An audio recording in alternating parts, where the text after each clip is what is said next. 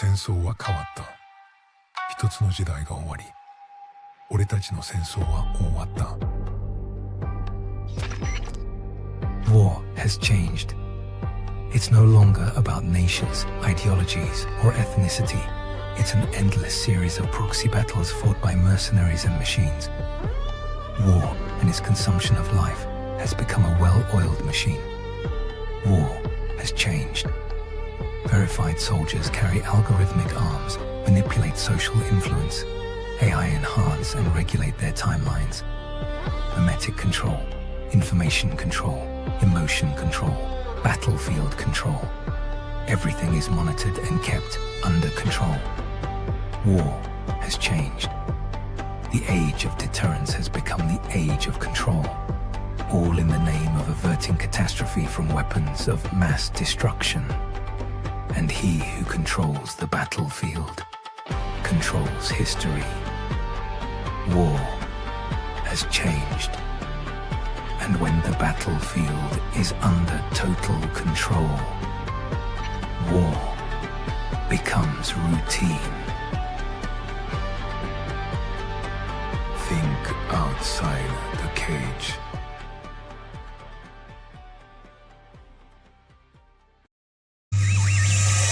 The world is getting crazier. People are acting more and more insane. The end of the world is tomorrow. Tomorrow. There's only one thing to do when the world is falling apart. Listen to Basil and Gonz as they discuss this week's news and events through the lens of Bible prophecy. You are listening to Canary Crime News Talk. You're listening to Canary Crime News Talk. Today is June 1st, 2026. We are live tape on episode 945. And today, the great Depopulation. Signing on from Off the Grid, Razzle Dazzle. I'm your best buddy, Basil, and you are not crazy. And my name is Gonz, at Face Like the Sun, director of the Age of Deceit films and author of Prophecy Without Panic, Recovering the Patterns Behind Biblical Prophecy, your favorite Asian provocateur for Christ, live to tape from the metaverse to bring you the best news, which is the gospel message of Jesus Christ, while reporting the egregious with a well-rounded, biblically grounded take on world events. It's Monday, folks. Sounds like somebody's got a case of the Mondays. Gary, what day is it? Ow, Monday. It's June. We're halfway through the year almost, and it is happy birthday to CNN. Woo! CNN. That was explains founded it. on this day in 1980. So congratulations. Oh, that's actually earlier than I would have thought. Yeah. Okay. I thought Well, we I had guess- a CNN jingle, but I'm not finding it here. I thought. Oh, who knows? We have a. Let me just get this out of the way, Gons, because it is Okay. Monday.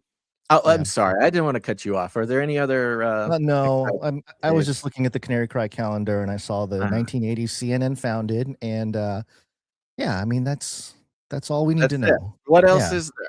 What else matters? Nothing matters. What else matters? Hey, Nothing matters. it's Monday. I don't know.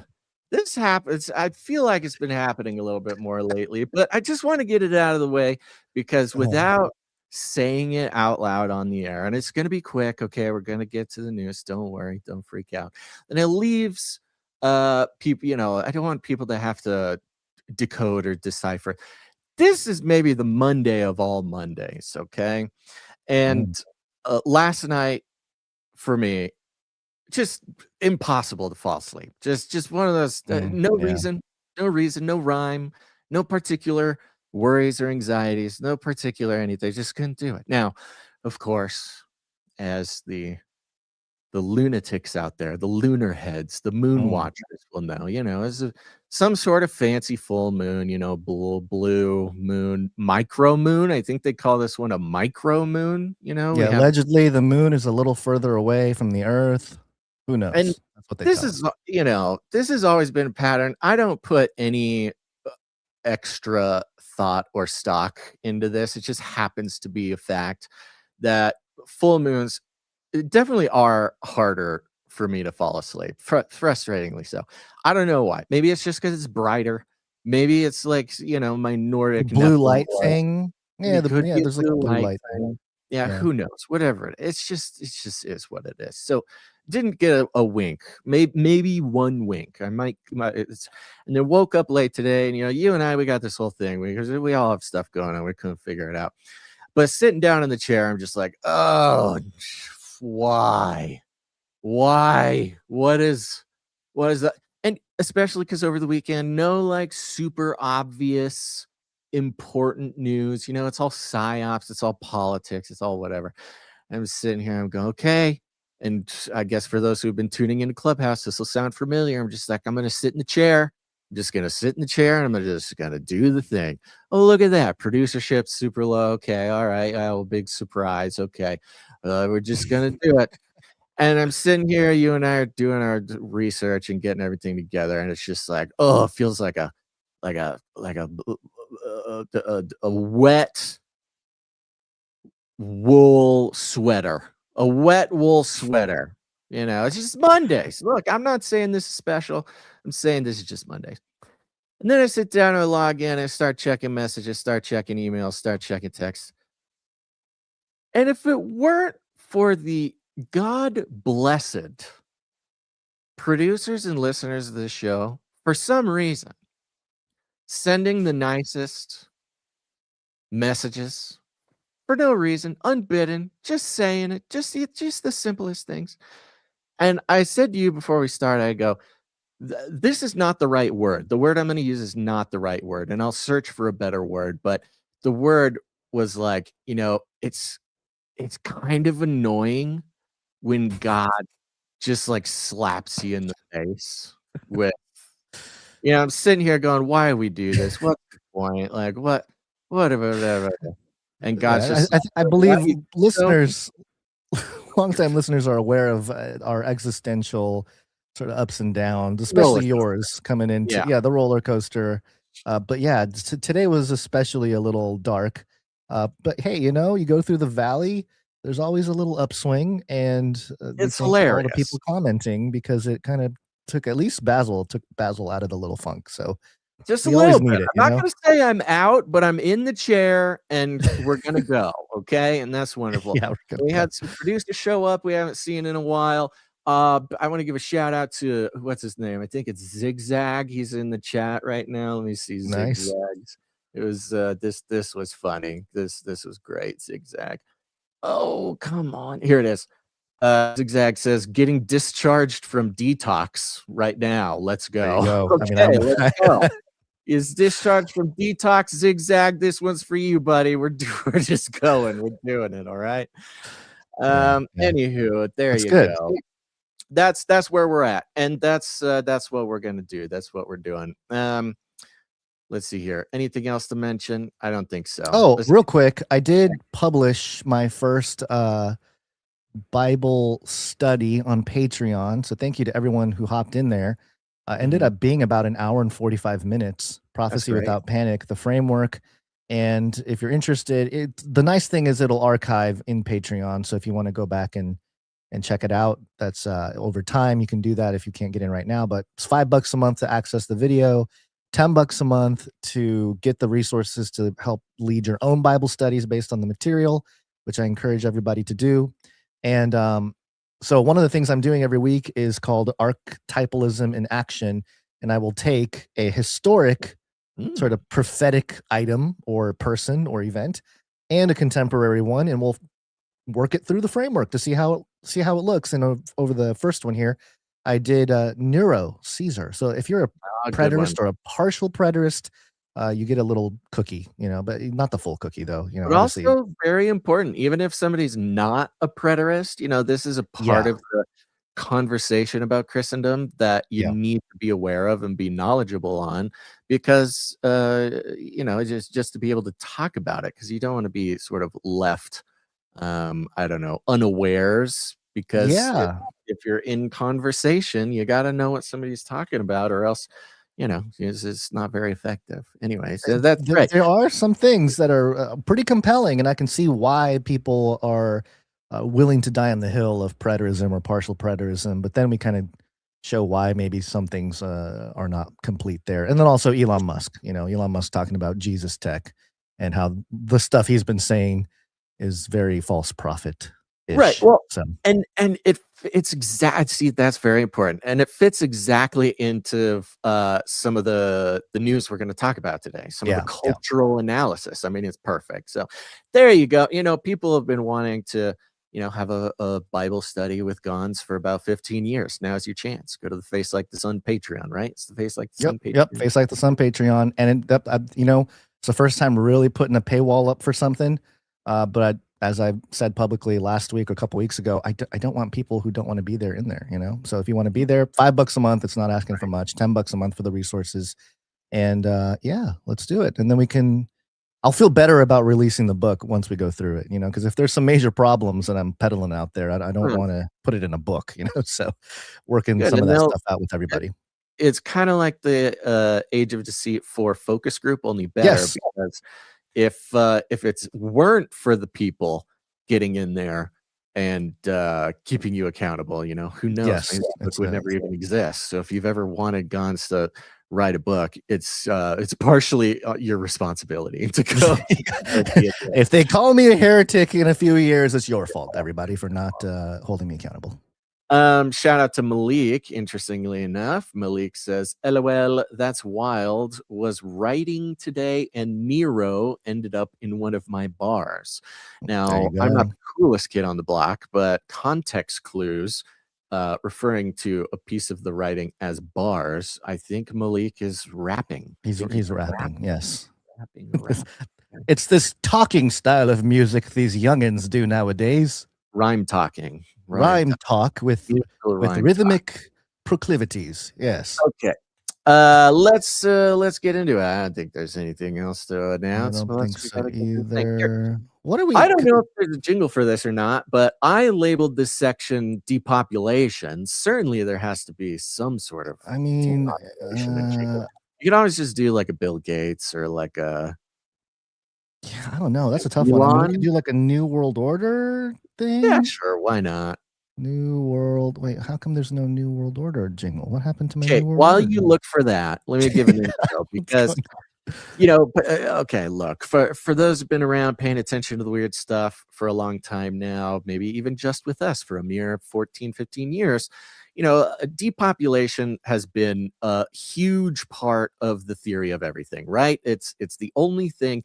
Not only is it a valid and applicable reasoning, and if not reasoning, I guess explanation behind so many of the global elite decision-making, culture-shaping, technology, economics, but everything kind of includes this, let's say, heuristic. One of the tags on basically everything going on in the world at the elite level is depopulation, right?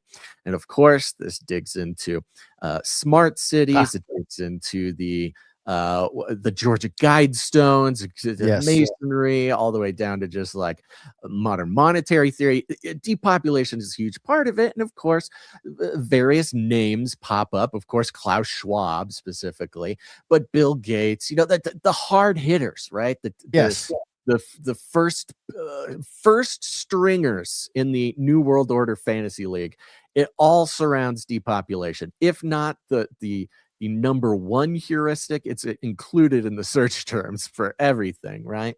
Yeah. And depopulation has been, of course, a conspiracy theory, of course, something that's been derided.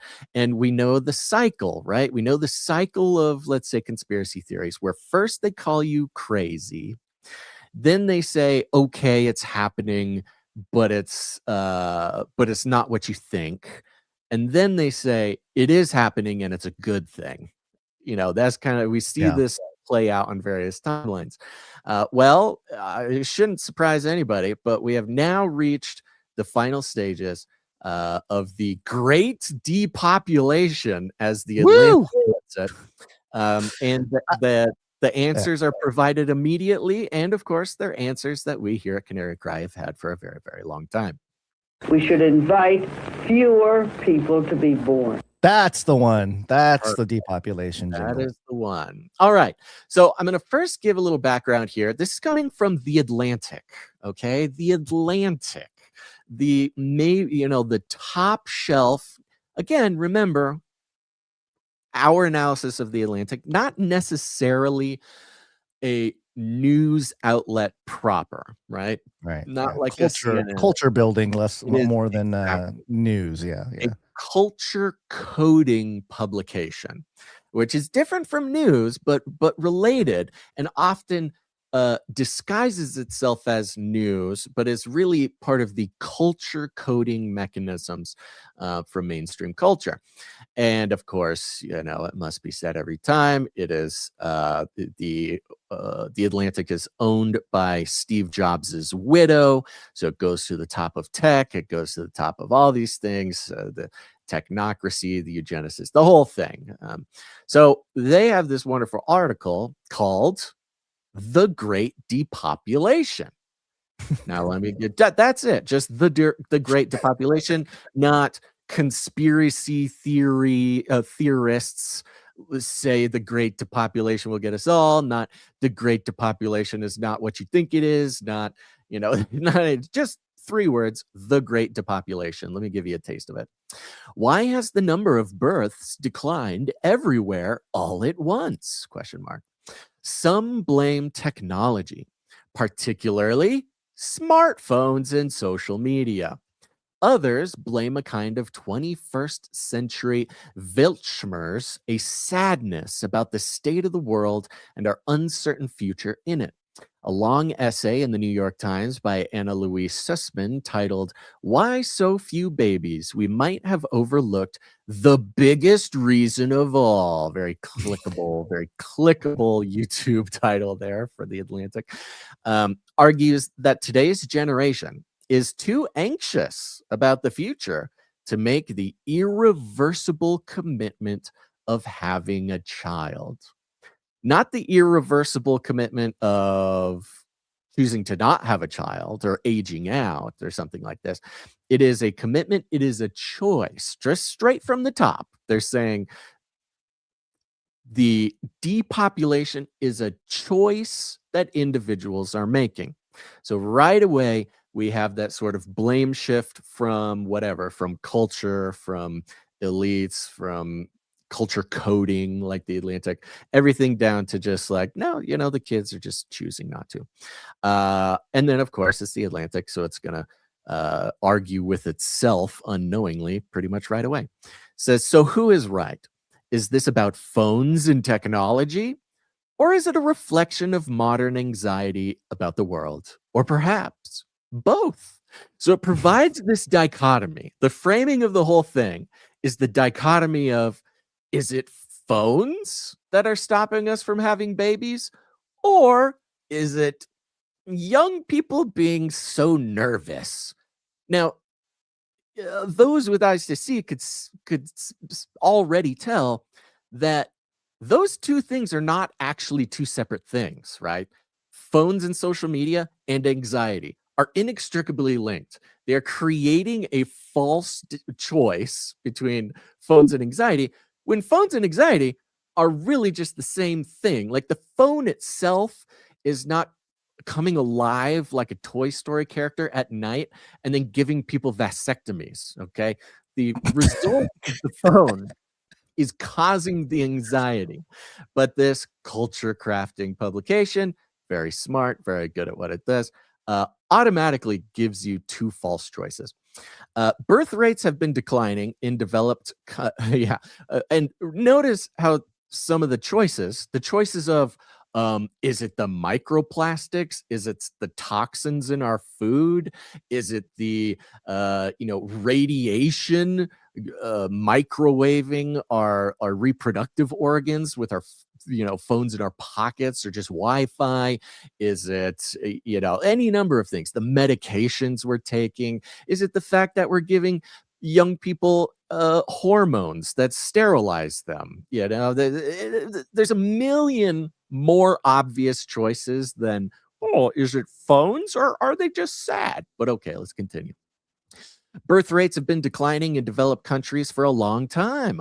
As child mortality has declined, as women's education has increased, as female labor force participation has soared, as contraception use has proliferated, and as modern notions of feminism have empowered women to take more control over their bodies and their economic futures.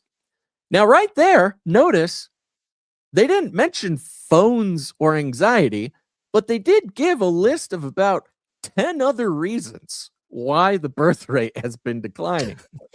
And birth rates have continued to decline as smartphone usage has surged. Nice little correlation, not causation there.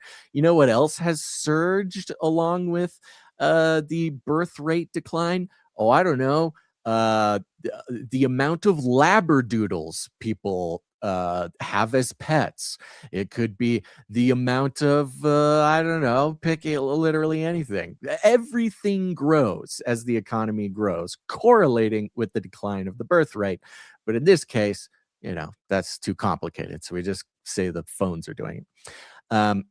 As birth rates have continued to decline, as smartphone usage has surged, as housing prices have increased, as time spent at home on the internet has grown, and as socialization and coupling have declined. Okay, another list of 5 reasons.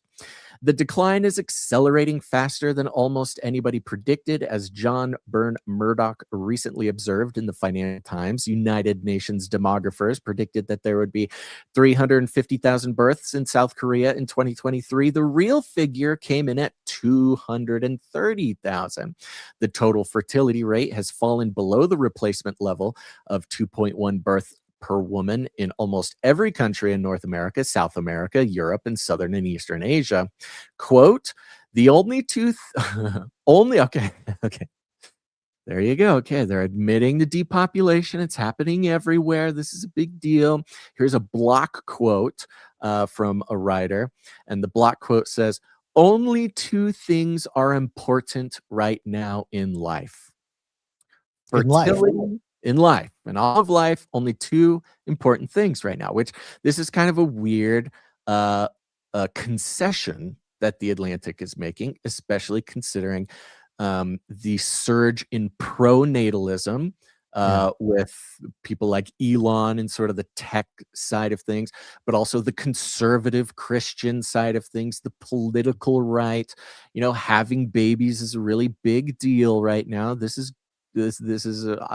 obvious to anybody, but here's the Atlantic coming in with sort of the what you could call maybe leftist, beast system, technocratic sort of elite retelling of this story. The only 2 things are important right now in life: fertility and deep learning. The University of Pennsylvania economist Jesus Fernandez Villaverde said the conclusion of a recent lecture, quote, everything else is noise. Once you start thinking about these, it's hard to start thinking about anything else. I recently spoke with Fernandez Villaverde about why the birth rate is dropping, why it matters, and just how steep the decline is likely to get. Now, let me summarize. Now, it turns into sort of an interview style thing here. I was hoping the 2 things was simple, like love God, love your neighbor as yourself. That would have been much more straightforward, but no, fertility and deep learning. Everything else is just noise. Great. That's fantastic. On one hand, they say the only 2 things are important in life right now. Fertility being the first thing, which a lot of us will agree. The survival of the species depends on being fertile. It was the first commandment God gave man after creating Adam: be fruitful and multiply. Right? Before the fall too. Think about that. How many little Adam Eve babies were running around before the fall? Before any of that, the number 1 thing was be fruitful and multiply. This was even before the commandment to avoid the tree of the knowledge of good and evil, right? This is number 1. So you have the Atlantic placing fertility in the same order, really, as the book of Genesis is God's first commandment. But then he says, and deep learning, which is a reference to this like technocratic, transhuman beast system dystopia elite infrastructure, right? And so sort of marrying and pairing these things is this really bizarre but very clever way to kind of address the issue of the infertility from the elite sort of leftist side, but slide it into the context of, sort of pro-beast system conversation. So they go in, they talk about, at least this fella says, at this rate, population will like sort of irreversibly decline by the next 30 years. They kind of go over the numbers, the birth rate numbers there. Have you seen some of these sort of conspiracy rabbit hole videos that are talking about, actually, we're told there's 8 billion people, but it's much, much less, and that some of these numbers may be skewed and whatnot? I kind of believe it. You hear it a lot in the context of China. China claims to have 1.4 billion people, but how does that work when they had the one-child policy for like 30 years? Exactly. Like mathematically, it doesn't really work out. So like even our entire, as always, as we know, like everything we're told about history or the world or anything, right, is all, if not a simulation in sort of the like simulation theory sense, it's a simulation in that it's a story crafted by the culture coding outlets to give people an idea of the world that's so big that they couldn't possibly, even desire to think that it might not be true. But anyway, so which makes it even that much more interesting that they're now working into mainstream culture. Like, okay, yes, gotta have babies. We're all gonna die. They even go into they make some interesting concessions here, right? It says if you go back to the 1960s and 1970s, it was common for public intellectuals to predict that the global population would rise and rise until the environment buckled and we suffered ecological disaster and widespread famine that wiped out billions of human souls, he says, wiping out human souls. That has not happened. Global fertility has declined significantly. It's falling faster than practically anybody predicted. Certainly folks like Paul Ehrlich, author of the infamous book, The Population Bomb. Why do you think these so-called experts were both so confident and so wrong? So Paul Ehrlich, for those who have been in the conversation for a while, he's the sort of proto-Malthusian, right? This idea during the 1960s and 70s when liberal thought was working its way into the institutions. Humans are bad. We're killing the earth. Climate change is real. And we need to stop having babies. Before the 1970s, of course, we can go back to the gal who's in the jingle you just played. Margaret Mead. And Margaret Mead, there are others. Yeah. Planned Parenthood. This kind of group who had been operating as the early transhumanists for like the 1920s, right?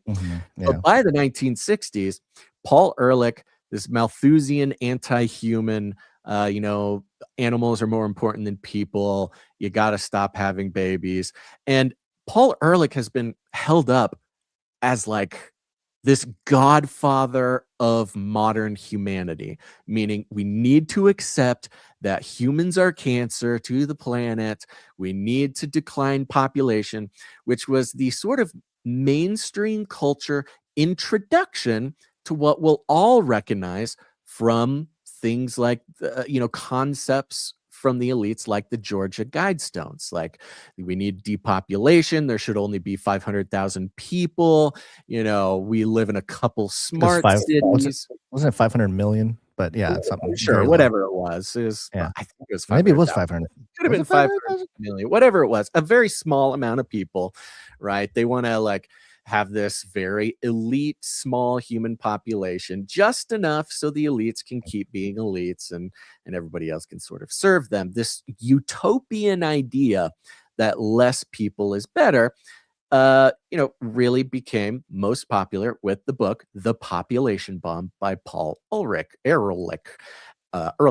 And the interviewer from The Atlantic is asking the interviewee, hey, Paul Ehrlich was wrong. Everybody who had us thinking for the past 50, 60 years that there's going to be too many people, they were wrong. Now, they're not including the fact that because of this idea of the population bomb and we need to depopulate, the elite decisions, laws, chemicals, food, for decades, water. We've been living in this anti-natalist, not just like ideology, not in the abstract, like conceptual space, but they have crafted our entire society around depopulating, right? Yeah, abortion. Hello, however many millions of children murdered for cultural reasons, but also to help with the balance of bringing humanity back in balance with nature. It's religion, right? This Malthusian religion. Yes. And it goes, yes, of course, from the abortion topic, but also the regulation or the lack of regulation for chemicals in our food that hurt our fertility. The whole thing, everywhere you turn, our entire society, not even to mention the cultural programming of the phone and dating apps. And of course, even in this article, they talk about women's rights, women in the workplace, feminism, women's education, like the whole thing, our entire culture and physical environment has been purposefully designed to depopulate the earth for a very long time. But if you were going to point it out before today, you were a crazy conspiracy theorist, the craziest of conspiracy theorists, because not just a conspiracy theorist, but also you hate women, and also you want to enslave minorities. Also, every bad thing that the culture could say about you, like the worst things to put you in culture jail, were all surrounding this idea of depopulation. And if you were going to call out depopulation in any way, you go to culture jail, right? Yeah. But here's the Atlantic just kind of calling it out directly, and even calling out the sort of the godfather of it, Paul Ehrlich. They talk about, here's a quick thing, the population division of the United Nations, that's all capitalized. The population division, so this division of the United Nations, was created because there was a serious concern that we were having a population bomb. It's very difficult for an institution that has spent 60 years saying we had a population bomb to wake up and say, quote, there is no population bomb. No, the population bomb is we're bombing the population. It's going down quickly. It's right. Opposite type of reaction.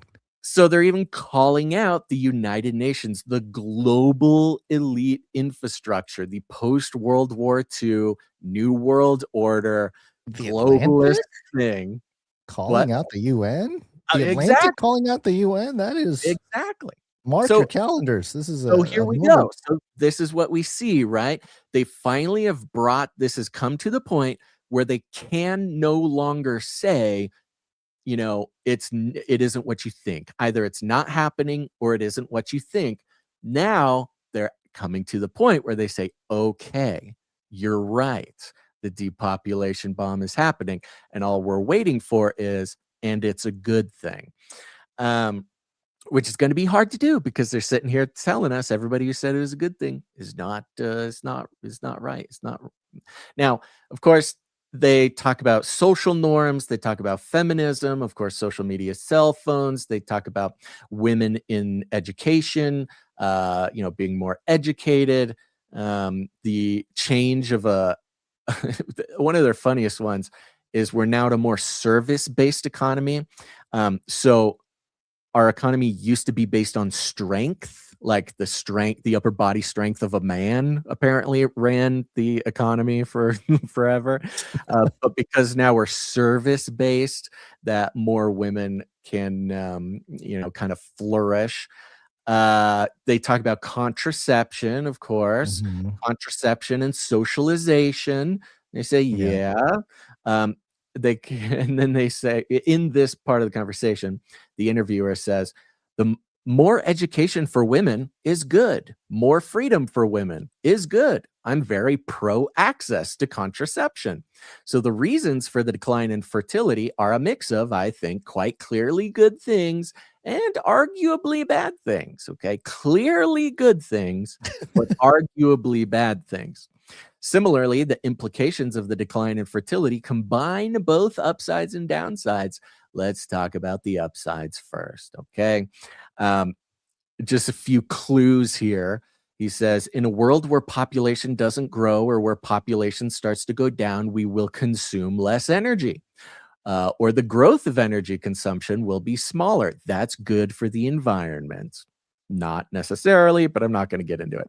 Second, it will help us redesign a lot of cities across the world, and talks about basically how smart cities are going to be the thing that saves us all. We finally have a reason, and this is a good thing, to redesign all of civilization with smart cities and wonderful things like that. They then go, let me do a quick little search here because I didn't want to get too in the weeds here. Here we go. The obvious thing that comes to mind is Social Security. Everything related to retirement benefits, Social Security payments, the equivalent of Medicare and similar health programs for the elderly across the world, that's going to impose a tremendous amount of cost on the planet. But also, are you going to start being forced to close primary schools? Oops, let me go up here. Oh boy. Don't lose it. Don't lose it, Basil. Don't lose it, Basil. Okay. Hang by a thread. But also you're going to start to be closing primary schools. Then they talk about schools having to close down because there's no children. Oh no, this new thing didn't let me highlight. Oh, here it is. It also seems, this is the interviewer, it also seems to me that the politics of immigration become a significant and unavoidable part of sustaining the welfare state. Because what do you need to sustain a welfare state? You need taxable income. Where does the income come from? It comes from people. And if you're running out of people, you need to import people, and that's called immigration. But in my experience, as someone who lives thousands of miles away from Europe, it seems to me like practically every country that allows immigrants to become a certain share of the population almost always has populist backlash. Slashing Social Security creates another backlash. So you find yourself in an environment where there's no long-term popular solution for your political problems. And that's what I see as an outsider. And then the interviewee goes into like, yes, you're right? They are conceding the fact that the reason immigration is such a big problem today is because of the welfare state, which is this sort of cycle of danger across the world, because you have a welfare state that's going to collapse if you don't have enough babies, and you've been stopping, the natural population from having babies. So then you got to import the immigrants to support the welfare state. But then the problem is, most often, those immigrants need the benefits of the welfare state more than they are able to pay back into it. So they kind of admit this kind of death spiral that everybody has us in. One last thing here.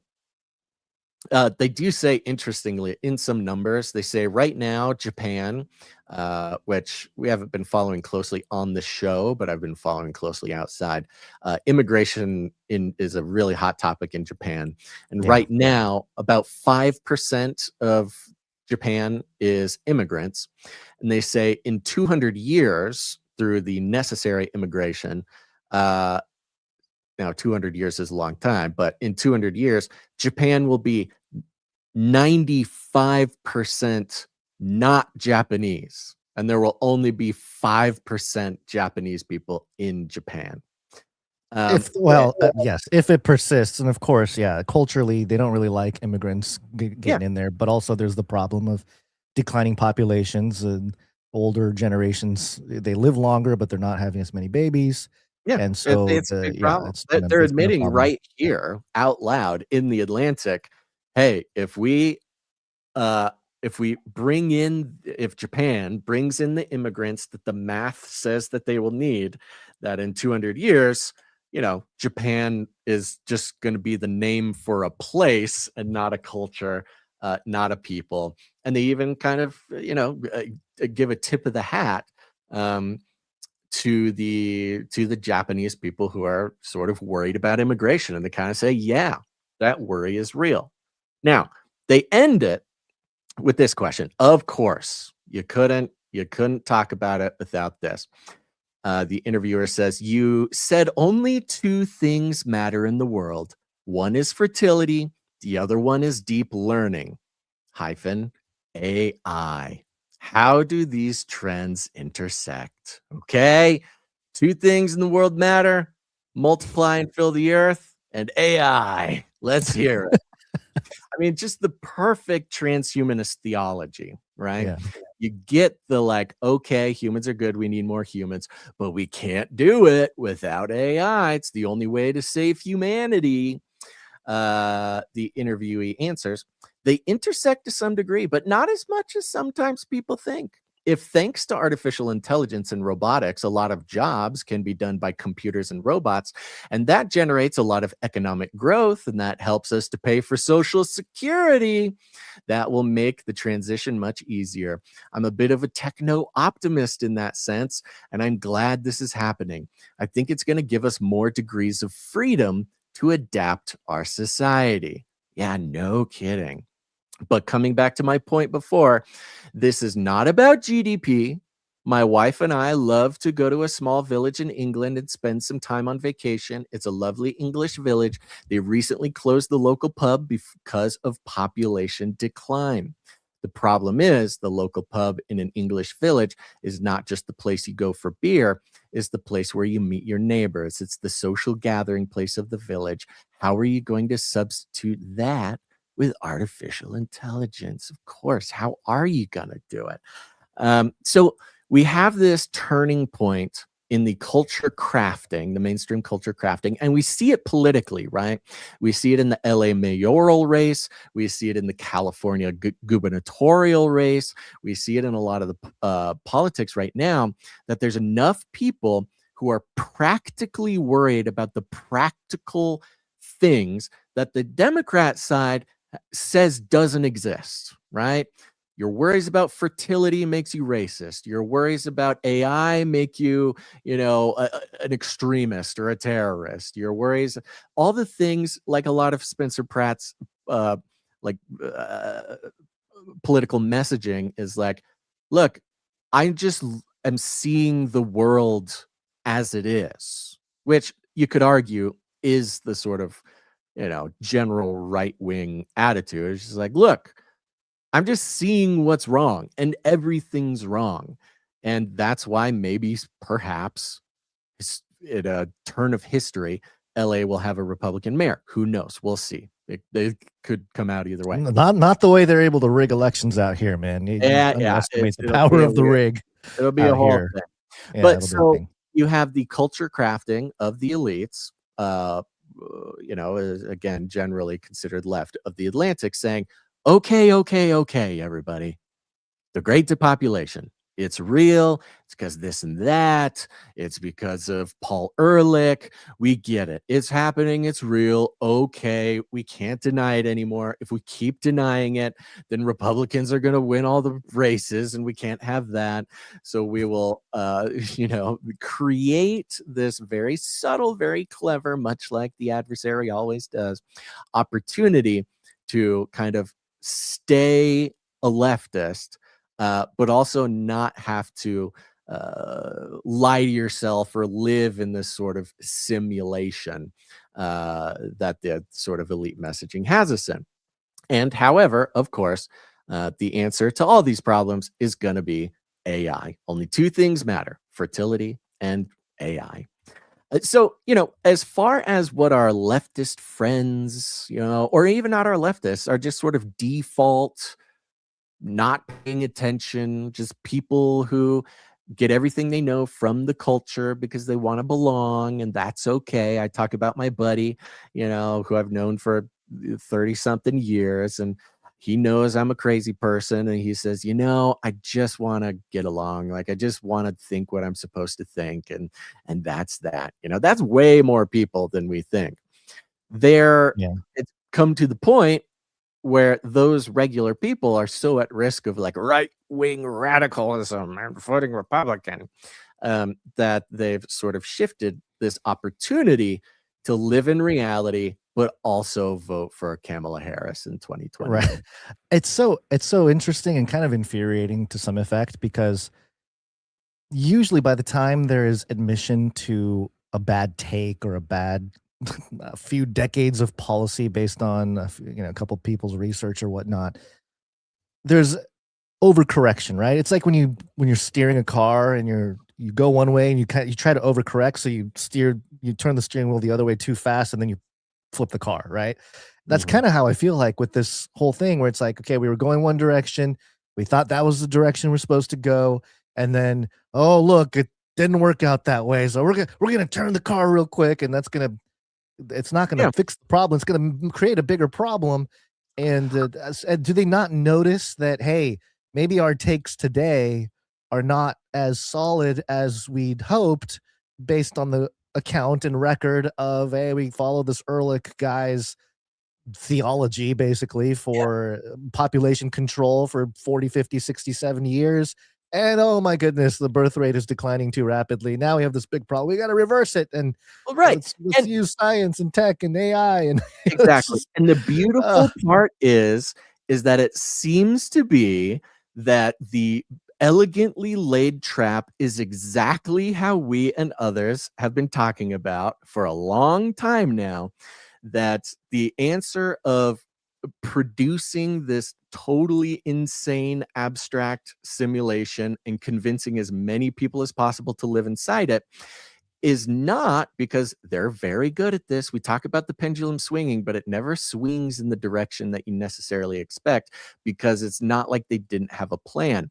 And the plan is working out exactly as we've always said it was, which is, okay, they'll admit the problem, but the solution is AI, it's smart cities, it's, it's by the time they're ready with the solution to offer, they're not going to bring up the problem. They're going to deny the problem is the answer. until the system is the savior. Okay, get chipped, get in the smart city, get in the things, and to a degree, if you're not paying attention, that seems like it was the obvious answer the whole time. But because they're controlling the problem, saying it's either smartphones or anxiety, not really diving into the real reasons for fertility, which are much more environmental as they are social, but just making it this like, we'll frame the whole problem in our own special way. So therefore, we can frame the solution in the special way that is exactly, they talk about how Paul Ehrlich was wrong, but then the solutions that they give are exactly what Paul Ehrlich would have wanted. It's really incredible. The Atlantic, they are professionals. You gotta, as much as we make fun of them, they are really genius at the thing. Which brings me to this next article, which I think fits perfectly and beautifully from The Guardian, which will lock into so many things. Don't worry, this one's short. The headline is, "Are, quote, mind children the future of reproduction?" Speaking of the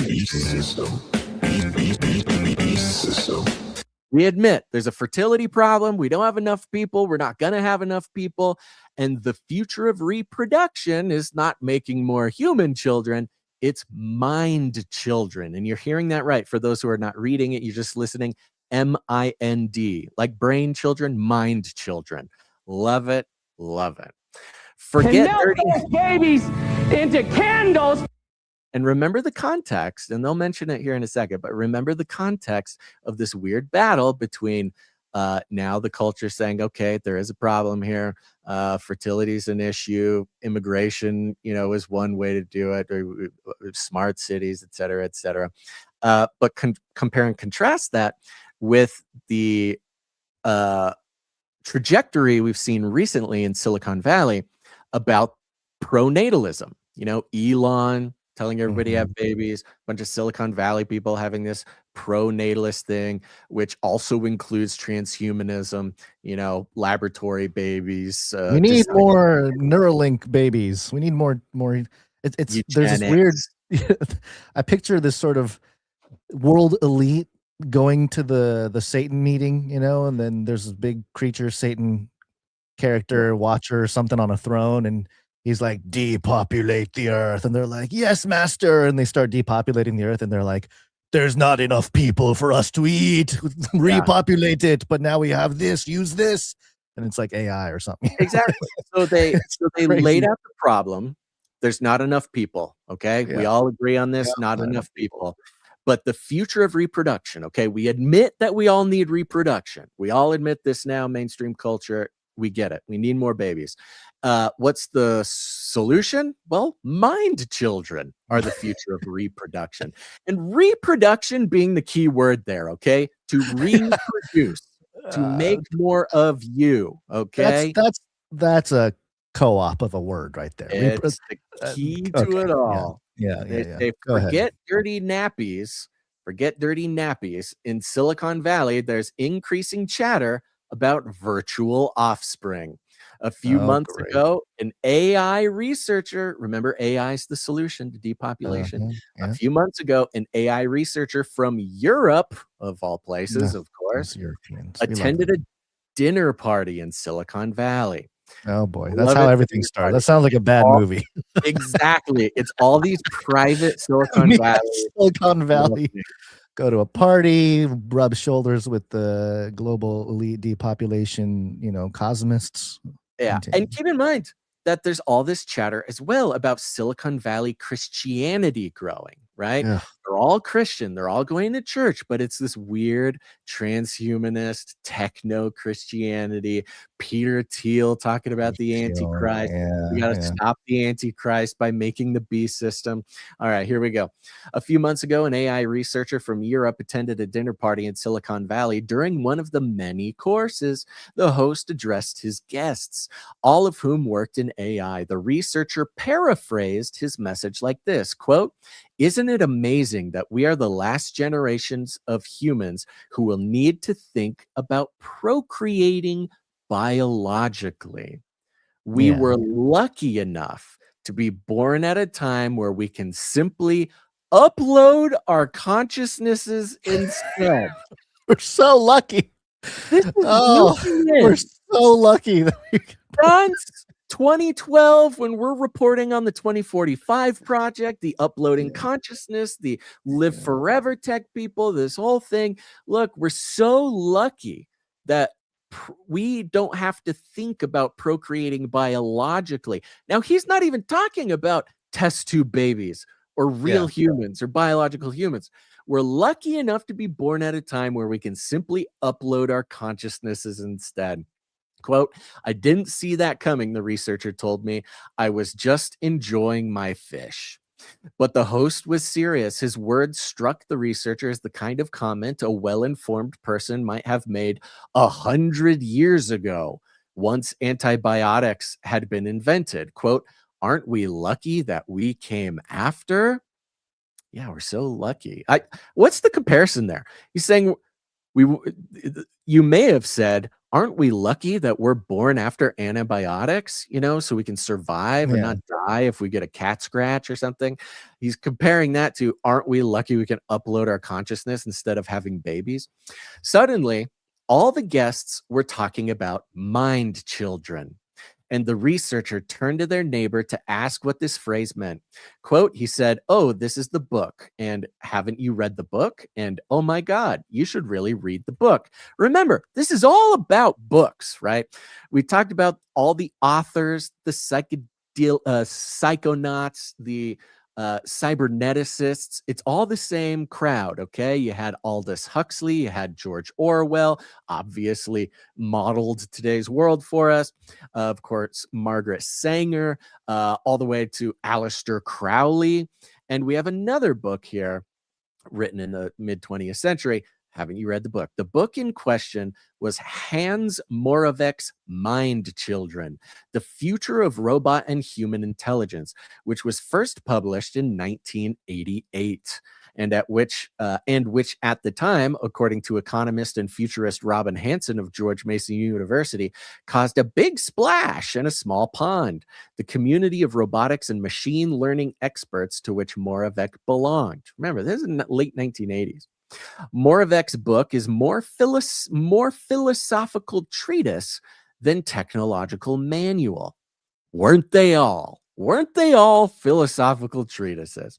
Yeah. But the central idea is that cultural evolution has a long since taken over from biological evolution as the most powerful force shaping our humanity. Goes to the transhumanists, saying it's our responsibility to guide our own evolution now. And the logical extrapolation of this is that the information that encodes our future selves would soon be packed into hardware and software rather than DNA. These mind children could be equipped with soft, squishy bodies like real children, but they could also take a kaleidoscope of other physical or indeed non-physical forms. So they're talking about robot children, right?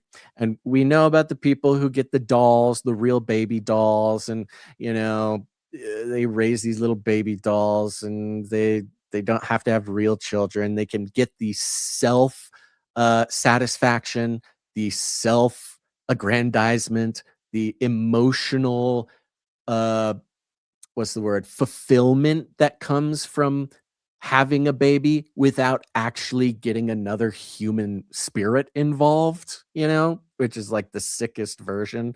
But they're excited about this.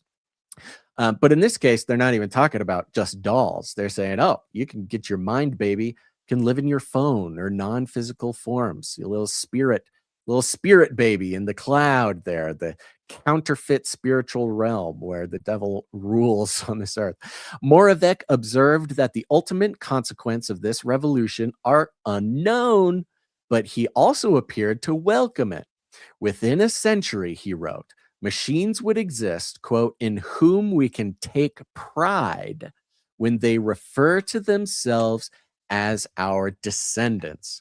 So now we're talking about robots, not in just they can do stuff for us, or they can, run the economy and we can sit back and do nothing. They can do all the work, but that even the satisfaction of reproducing, we can take pride in these robots that are our descendants. Hanson shares his conviction that the revolution is inevitable as soon as AI attains something experts agree to call human-level intelligence. Quote, we are going to generate an explosion of things like us in the future who will be different from us in many ways, Hanson says. Quote, to the extent they have minds somewhat like ours, they are our mind children. Angela Aristidou, who studies the real-life deployment of AI at University College London, is not surprised that Moravec's book is enjoying a revival. She says that what in 1988 might have read like science fiction and still might to most of us looks eminently realizable to those in the know, which I love because in her opinion, those in the know are the tech bros at the dinner party, not realizing that those in the know are also the Canarians who have been on this probably longer than a lot of these people at these dinner parties. So eminently realizable. Elon Musk's pro-natalist stance is the exception among tech types. She says, while the idea that the clock is ticking on biological reproduction is far more common, and the harbingers of that, perhaps self-fulfilling prophecy, are there for all to see. Delegates to this year's NVIDIA GTC in San Jose, California, a major AI conference, were treated to an AI avatar of NVIDIA CEO Jensen Huang, for example. Then there's the phenomenon of human AI weddings. Such unions obviously can't produce biological offspring, but since the human in the relationship has usually created their ideal romantic partner in AI, Aristotle asks rhetorically, quote, why wouldn't they also devise their ideal child? So now you're even mixing this AI girlfriend, and don't worry, you can still reproduce with your AI girlfriend in the form of the mind child. In thinking about this post-biological future, though, we have to stretch our concept of child. Hello, is that not what they've been doing anyways for the past decade? Changing our idea of child from, all sorts of horrible movements, social movements. The new entity could be an AI that human parents lovingly and jointly sculpt to meld the perceived best parts of themselves, as is already technically possible with gene editing in biological reproduction. But given that we'll be doing away with birth, death, and generations, as these concepts are ordinarily understood, it could also be something quite different. A human could simply upload their own consciousness so that it outlives their physical shell, in which case the child is something closer to a clone. The human could, so they're talking about what we've talked about for a long time, which is uploading your consciousness so that you can live forever.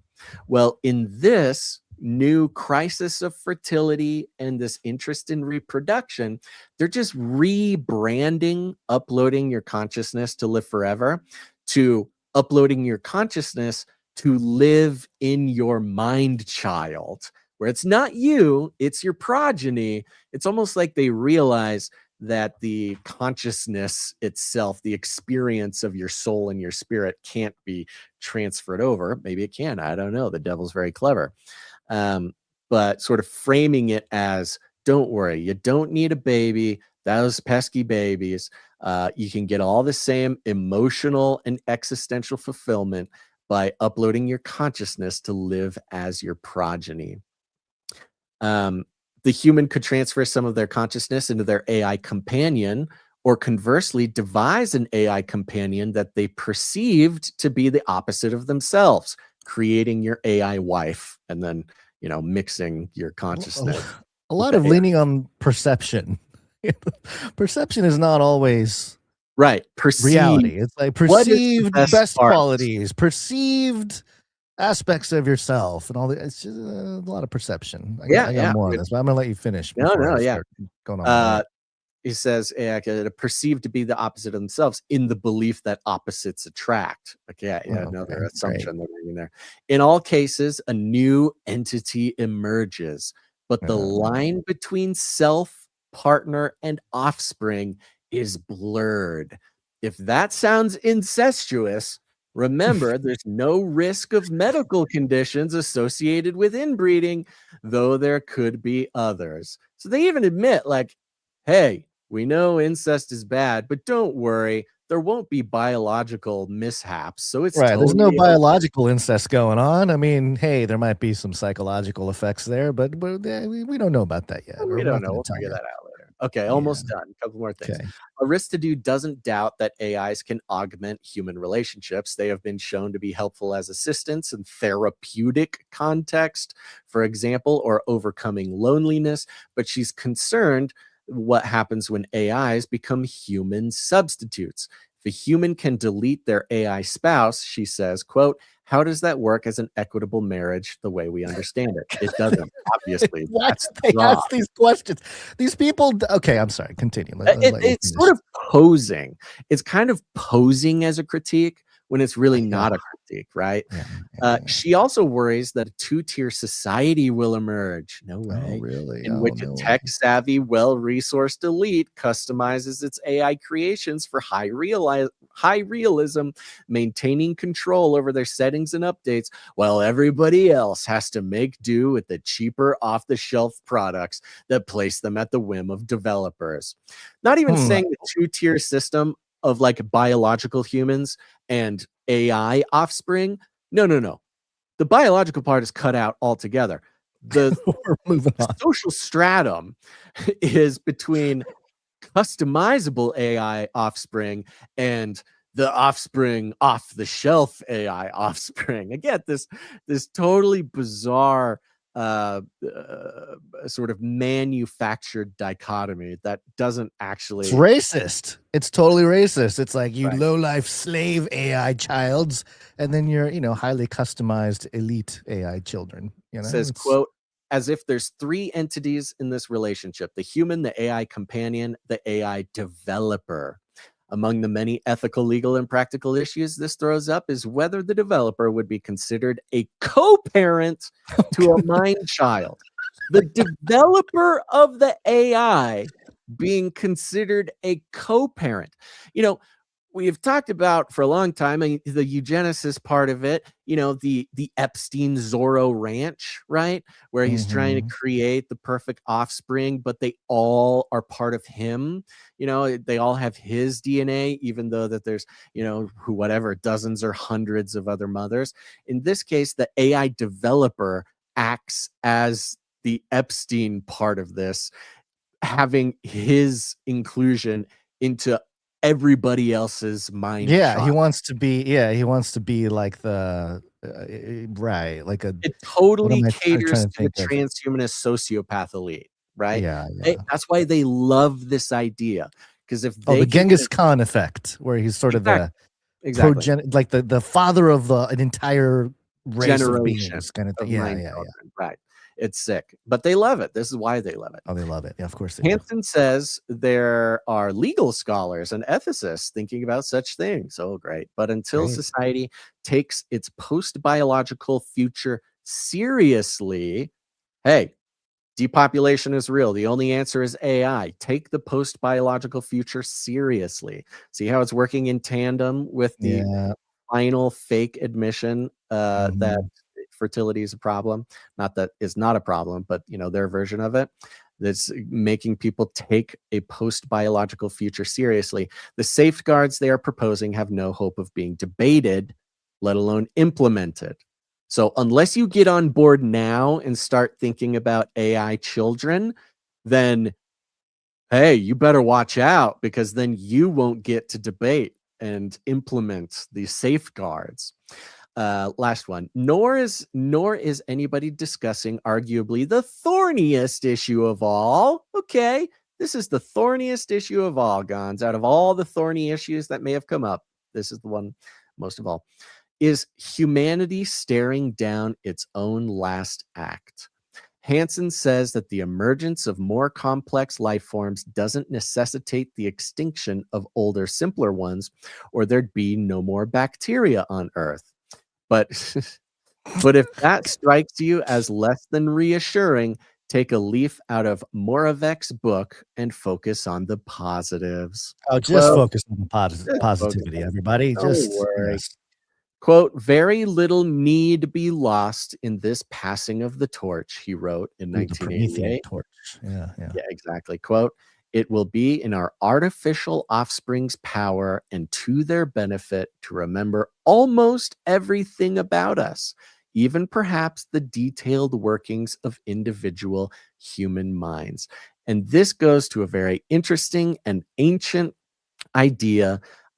This was, there's many cultures that include this, but some notable ones. The idea that as long as someone remembers you, then you are technically alive forever. Like your eternal life is like a legacy. Yeah. Is in being remembered, is in your legacy.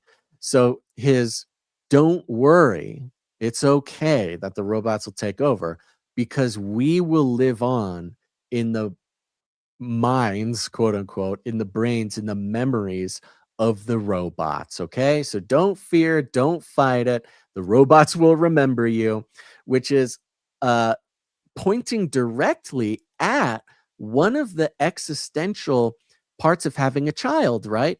It's that parts of you live on in your child. Your DNA is a part of that on a biological level, but also what you teach them, what you pass on to them, the next generation, continuing your influence on this earth, not to put it even religiously or anything like that, is just kind of part of the psychological impulse to procreate. Like, that's how you can continue to affect things on earth, having your offspring. And so don't worry. The fact that you won't or maybe can't have biological offspring, you can still get that sort of primal impulse taken care of, because your robot child will remember you. I mean, there's Yeah. nothing more dystopian. And to have it written in The Guardian, too. This is another one of those culture crafting outlets. Yeah. Wow. That's just, I mean, there's so much here. One of the first things that I want to point out is the story that I often bring up when it comes to these types of things is Matthew Mather's The Atopia Chronicles. And I think it was published in the early 2010s, maybe late 2000s. But they have this thing called they basically have what it's described in this Guardian article. They have a 2-tiered society. You have sort of the elite who have access to all the stuff, and then the general population who adore them and they treat them like celebrities. And there are many subplots in this story. And one of the subplots is a woman who, I believe, she either can't have children or she has like trauma from losing a child or something like that. I forget the exact setting. But this person decides to use what's called in the story psi, which PSSI, psi. It's kind of like the virtual rooms in Star Trek, where you can go in there and recreate any environment, and it seems very real. You can train, or you can do all kinds of stuff. And the concepts had been explored, and probably the most popular one being Star Trek, where you don't. There's episodes of old Star Trek shows where they have a scene start off in that simulated room and then quickly goes to like the white room of nothingness, and you realize like, oh, that was a whole simulation, that wasn't even real.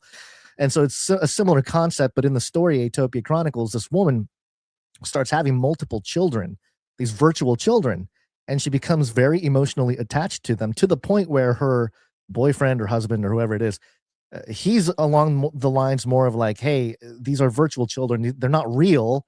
We gotta get out of this simulation here. Let's go back to the real world, or let's go to a different simulation or whatever it might be. Let's get out. We're done with them. But she was so emotionally attached that she started hiding the children inside the virtual realm there, in like an attic or something like that. So when the guy shows up, they're hiding from him.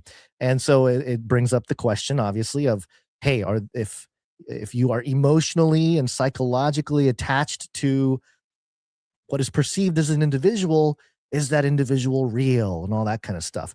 And what obviously these are all the ethical questions that I guess are being brought up now in The Guardian, maybe finally at a certain level, in a dystopic way. Maybe not dystopic for some people, maybe it's utopic for others. That's why the book is interesting. It's called Atopia. It's not neither a dystopia nor or a utopia. It depends on where you're looking at it from. It's atopia. It's non sort of definitive in that way. But if you really kind of think about it, the one aspect that was missing from this entire Guardian article was very obviously God. Like, God is not entering the picture when it comes to this conversation. And so when you take out God out of the conversation, you're left with trying to find some footing ethically, morally. And that's where I think when you read these, they sound so dystopic because they don't have that foundation. When they start looking for stuff, it's like, well, this makes sense. It's like, yeah, in this weird context of a weird ethics that you're putting together on your own to try to make sense of it.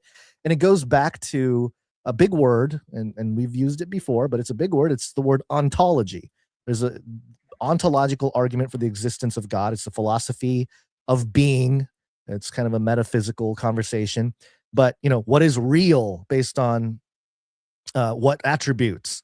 And you start thinking about it that way. And so the virtual children, or the mind children that some people might start having, are they real? Well, some might argue, hey, if I'm emotionally attached to these mind children and I take care of them in the virtual realm or metaverse or whatever, and I feed into them, my thoughts and my being into them, then yes, they're real children. They might as well be just as real as a physical biological child. Mhm. The only Right. difference is they live in the virtual space.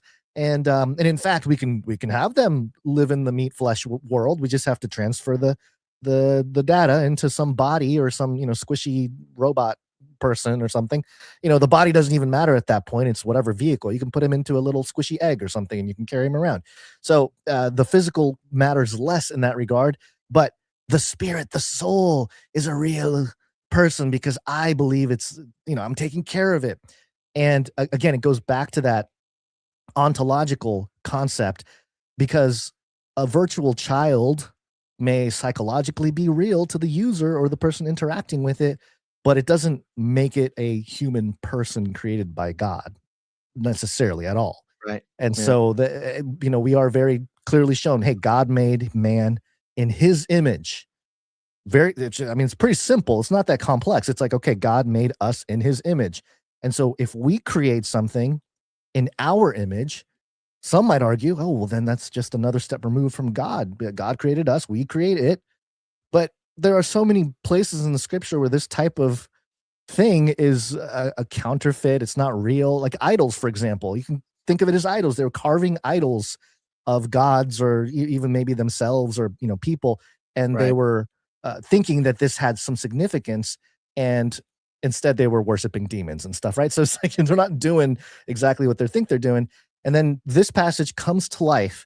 We've used it in the context of this type of thing before, but it's Daniel 2, verse 43. And whereas thou sawest iron mixed with miry clay, they shall mingle themselves with the seed of men, but they shall not cleave to one another, even as iron does not mix with clay. And the iron, of course, in this passage, some people say this is about, the elite king, the rulership with the commoners. They mingle to try to save the Roman Empire, but it doesn't really last. And some of that makes sense too in sort of the ancient Near East audience. But in 2026, we look at it, and not to turn it into eisegesis, we're not reading into it, but what we can draw from it is the principle of, hey, if we try to mix our humanity, our seed, with anything other than humans, probably not a good thing. I mean, the Bible is actually full of examples of how that causes judgment, like over and over again. Even the book of Revelation has reference to that. So it seems like we don't learn our mistakes as a humanity or like human species, especially when you take God out of the equation. You're left with these, to us, to me, it just sounds psychotic and, insane and absolutely crazy. But again, for the people within the ivory towers of academia and all this, you remove God out of the picture, and what you're left with is this sort of nonsensical insanity that sounds like a good idea.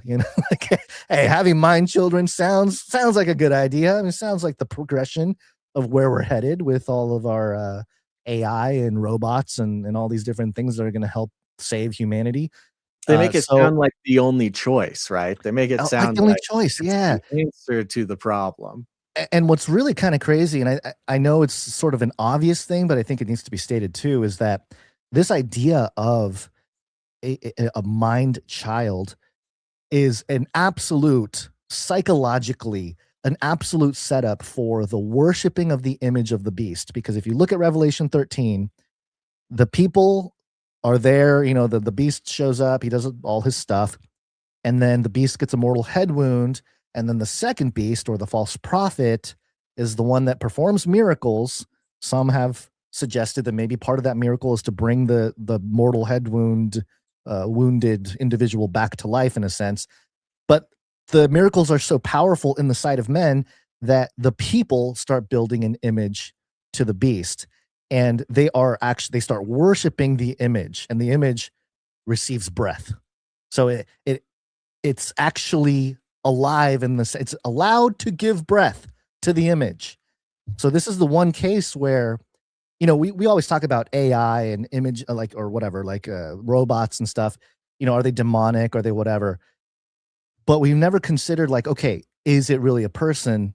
Like, how would we know it's actually a person or something that has God's breath in it? Well, Revelation 13 seems to suggest the false prophet is allowed to give breath to the image. That breath, if you're thinking about it kind of just plainly, is the breath that God gave to Adam, that created man. And so this is God breathed spirit into this image.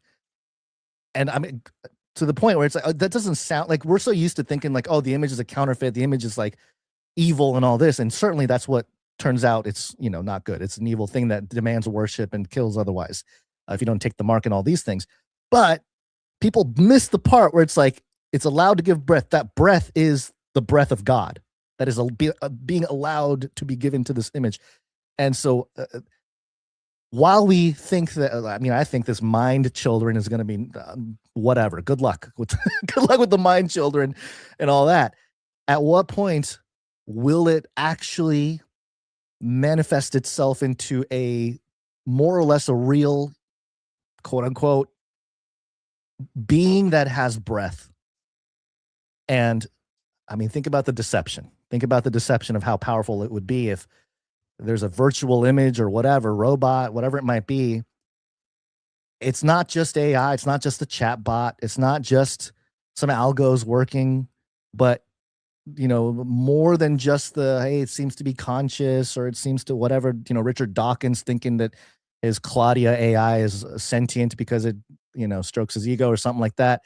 Much more than that, to a point where the whole world is convinced that it's actually alive and it's got its own set of thoughts and its own ability to think. And the path is there. It just seems like the path to that scenario is becoming more and more tangible as the secularists are sitting there trying to figure out ways to escape death and, like live forever and do all this stuff. It's like, it's just so interesting to me that some ancient scriptures are like, yeah, they're going to do that. And Mark of the Beast and Image of the Beast and Judgment. Not only, wild.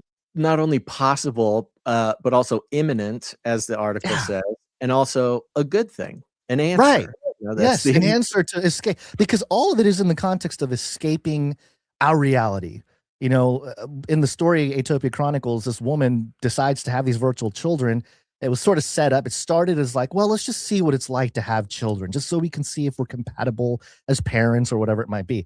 But ultimately, it was to fulfill a longing or a loss or pain and trauma and all these things. It was to feed something, to fix those things that this lady, this particular character was suffering from. And we're no different. We want to find those solutions to the things we struggle with, the traumas, the pain, the bad memories, whatever it might be. And, people fall into different things to try to fill that void. But part of the biblical account also is that there is suffering. Like there is tribulation. And until God restores creation, that includes us, but literally restores creation, a new heaven, a new earth, all of it. It's like, yeah, you're going to suffer. We're in this fallen state. There is going to be suffering. And it's like, well, let's just try to avoid the suffering. Well, it doesn't really work out too well if we try to solve those things like suffering, things like death on our own terms. And yeah, man, we must be very, who knows? We don't know. But in terms of the iteration of such pursuits and the tools available to pursue them by the folks that are not looking at it from the biblical view or view of the existence of God or something. How can we not say that we're living in some kind of era that resembles the days of Noah, when it seems such pursuits were rampant and daily and constant? So it's right there, baby. It's right there.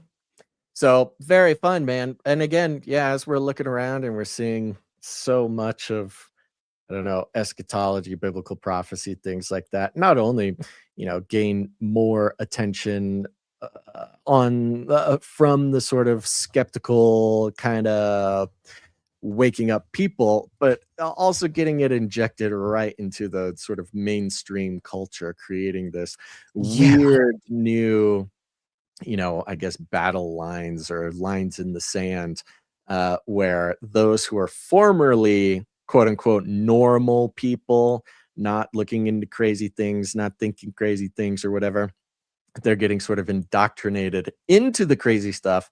However, just on the side of the darkness, right? And calling it good.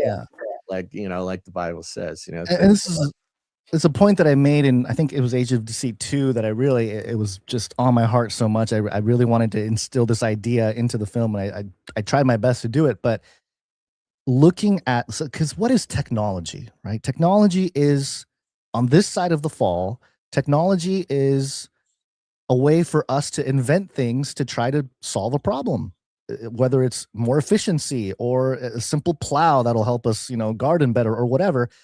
We think about the fall, there was shame. What's the first thing that Adam and Eve did? They sewed fig leaves together to cover themselves. That is technology. That it's a very crude example, but it's the first example of man doing something, creating something to solve the problem of the fall. Yeah, And solve I the just think problem created, created by the fall. Yes, from disobedience, right? The from problem disobedience, right? exists because of their disobedience, and then find a way to fix it outside of the promise, right? Or outside of God's order there. Yeah, and you could see it all the way through history, and just, I mean, it's more entertaining now because it's so explicit, Yeah, I would imagine this type of thing. There's probably a few hundred years where a lot of the population that were paying attention to stuff were, it was things like magic or things like the supernatural were much more prominent in conversation. But certainly in the last few hundred years, because of the Enlightenment period, a lot of that was completely set aside from any kind of sort of pursuit of rationality or pursuit of enlightenment or whatever you want to call it. It's so funny to see it come back raging, but it's like it's come back shiny and new, all these AI and now the alien thing and all this stuff to kind of bring back the conversation. And it's interesting. To say that, technology is man's, again, kind of using the gifts that God give the, our intellect and our creative power and stuff. Yeah, but again, finding ways that we ourselves can rectify the result of our disobedience and the fall, these problems, that wouldn't exist if it weren't for our disobedience. But then again, the problems are here. We find a way through it. Just in case there's anybody out there, I don't know, sort of tempted to misunderstand or, tempted to I'm not trying to find a way in which, bad.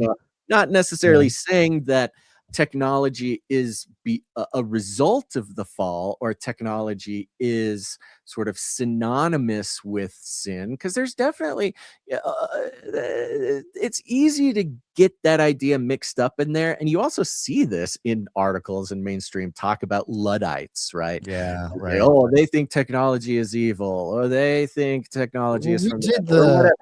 But it's a very anti-tech extremists last episode, right? Right.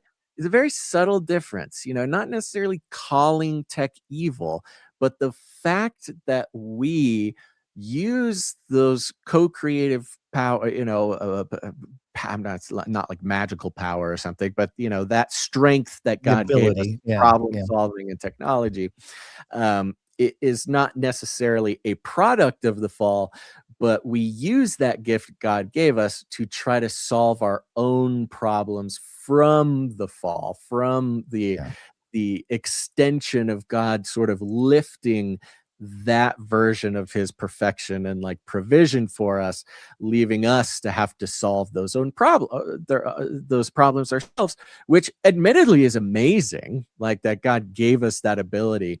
But it kind of reminds me of, God's response to the fall when Adam was cast out, and there's sort of the enumerations of like how things are going to be now. There will be more pain in childbirth. The part of that was you'll toil night and day, like you have to work. You're work is going to be never ending.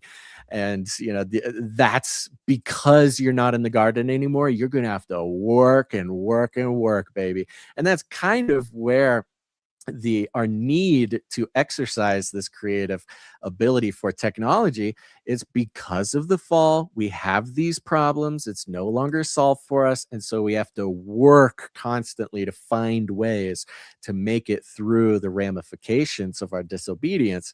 And so, it's both amazing that God gave us the ability to create technology to solve our problems. It just so happens to be that we have those problems because of our own disobedience.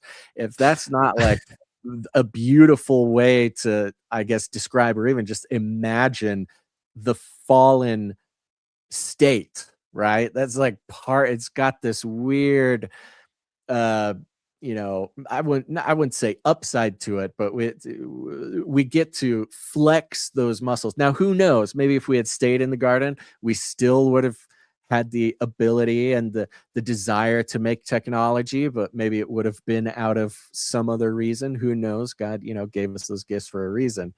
But it's this really subtle, sort of beautiful, nuanced way to talk about our state before, our state after, this gift that we are given before, and how we exercise this gift after proclaiming to God our sort of independence, right? That was, and I don't mean it in a good way. I don't mean it in America way. That was our mistake, with declaring our independence from God's law, right?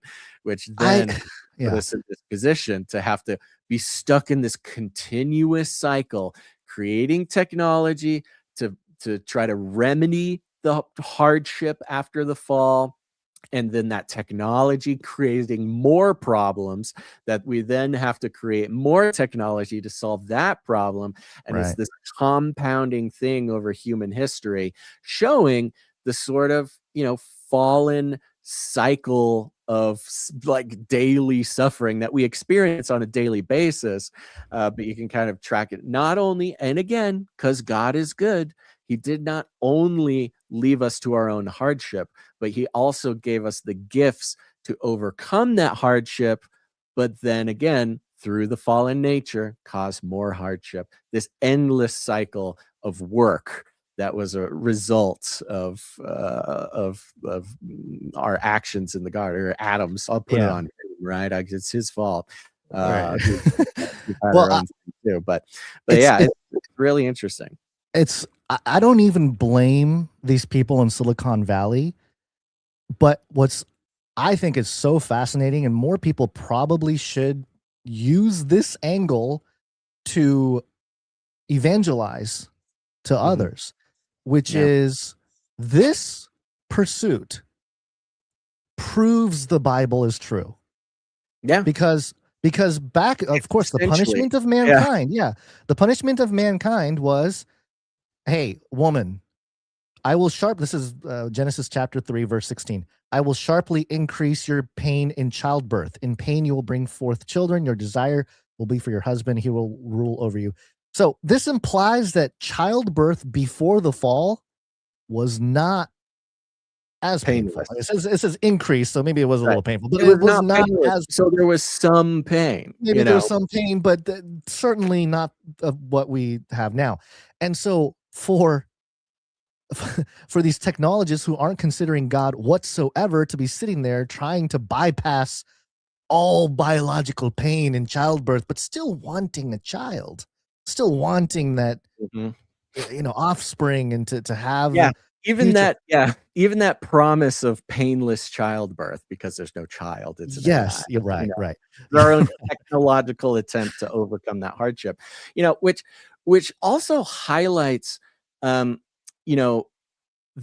worship of tech, or the idolization of tech, sort of paralleling the Luciferian worship of self, because we're, worshiping the work of our own hands to solve our own problems.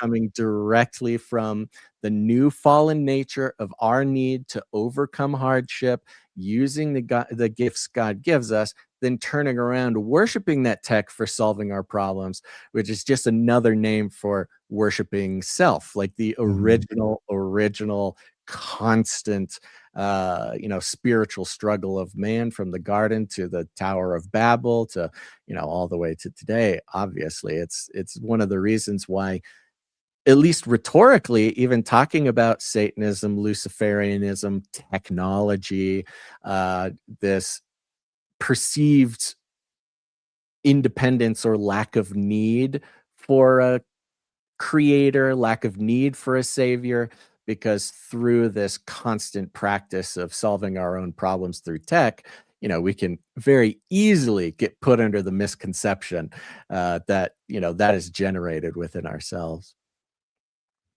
Yep. So I'm seeing some questions in the chat that are a little out of context to what we have here, so maybe I'll answer it some different times. But it's just so fascinating how everything we do, or everything we're seeing with the advancement of technology, is actually proving one of the oldest books out there. Yep. Genesis. Yeah, I love it. The problem with humanity, the source issue with mankind. So, well, I think this is a good good opportunity, Gans, to thank some of our producers today, because we cannot exist. We cannot even have these conversations without people putting value into the system. There are no corporations paying to have their name slapped on this thing. There is no mammon worshippers who get to sneak their way into your time, your consciousness, your ears through the surreptitious system, self-worshipping system of advertising, because we do not do that. We do not advertise. We do not take sponsorships, platform partnerships, none of that. We are strictly on the value for value model, which is so beautiful for so many reasons. It does give the opportunity to you, dear listener, some might even consider it a responsibility, to put some value back in. And that value can take the form of your time, your talent, your treasure. But the fact of the matter is, if it weren't for you, our producers, we could not continue to do this. So we're going to thank a few producers. If you want to learn how to produce the show, again, with your time, your talent, your treasure, whatever it is God is calling you to use to participate in what he's doing on this earth, just head on over to canarycry.support. Ooh, I was not prepared for this one.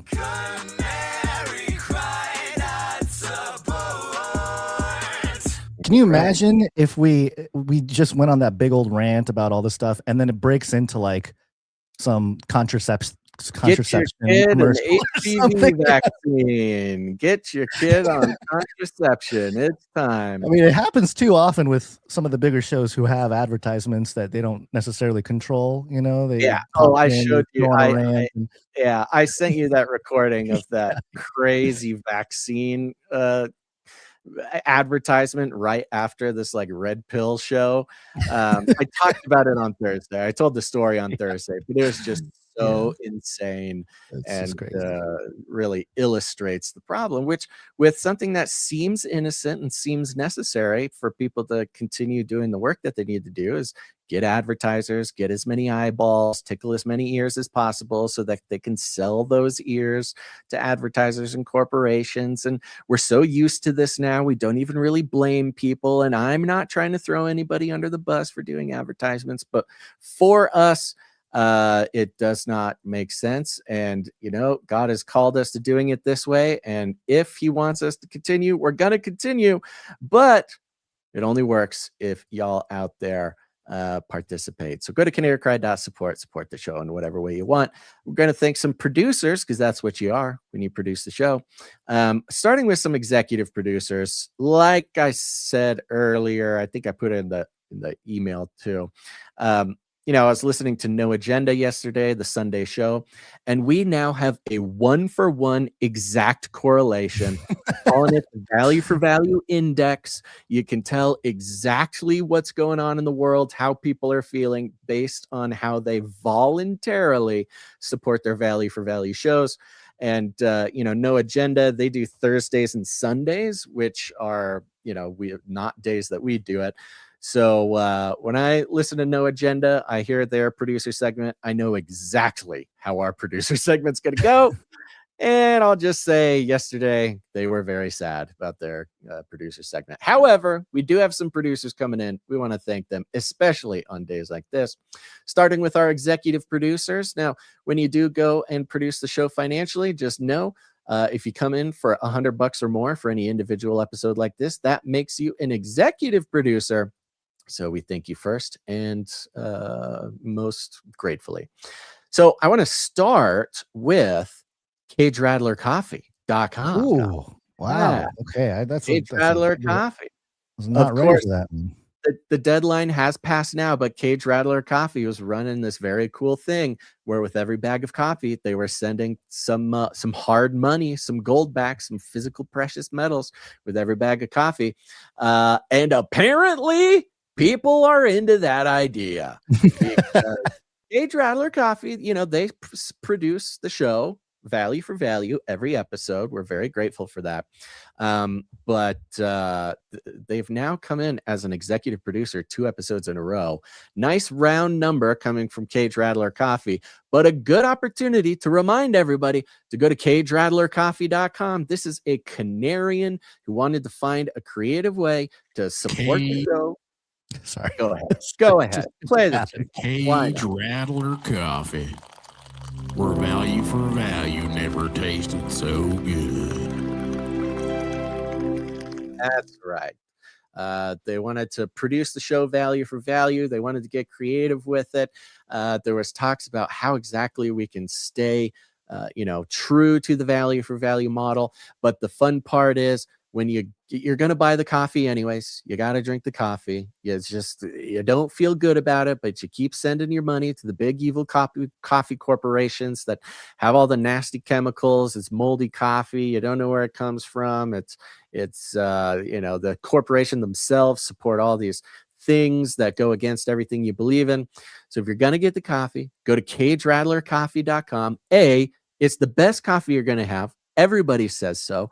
It's single origin. It's GMO free. It's organic. It's roasted in super small batches by a Canarian and packaged and sent to you straight to your doorstep. And of course, Cage Rattler Coffee supports the show value for value. And you can get your Nephilim Hunter dark roast. You can get your Emu Wrangler medium roast. Now, in the recent week or weeks, they were running the special where they're sending some precious metal with every bag.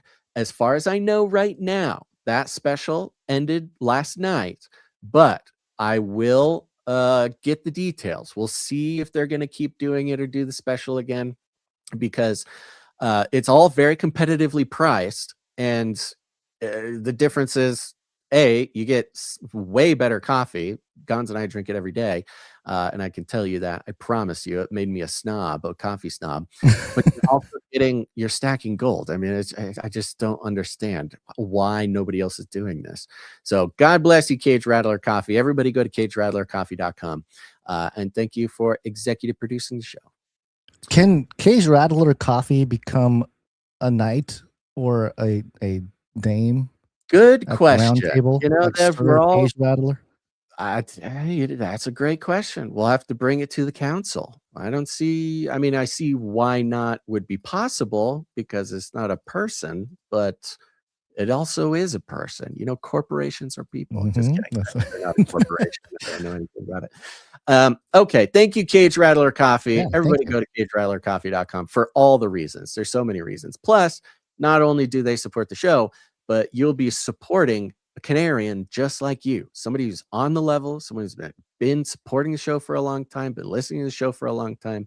And if we're not supporting each other, then we're missing out on a huge opportunity for what God is calling us to do. All right. We had one other executive producer. I bet you could guess who it is. It is executive producer, Sir LX Protocol, V2 Baron of the Brian Protocol.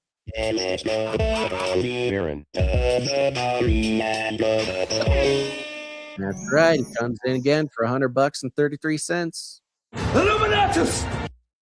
He's on a 491 episode streak and a 145 episode executive producer streak. Man. Thank you very much. Thank you for that. It was insane. You know, it's a short list today, so I'm going to thank the rest of our producers here. These producers came in under the executive producer amount, but we're still very grateful. Starting with producer Rebecca T.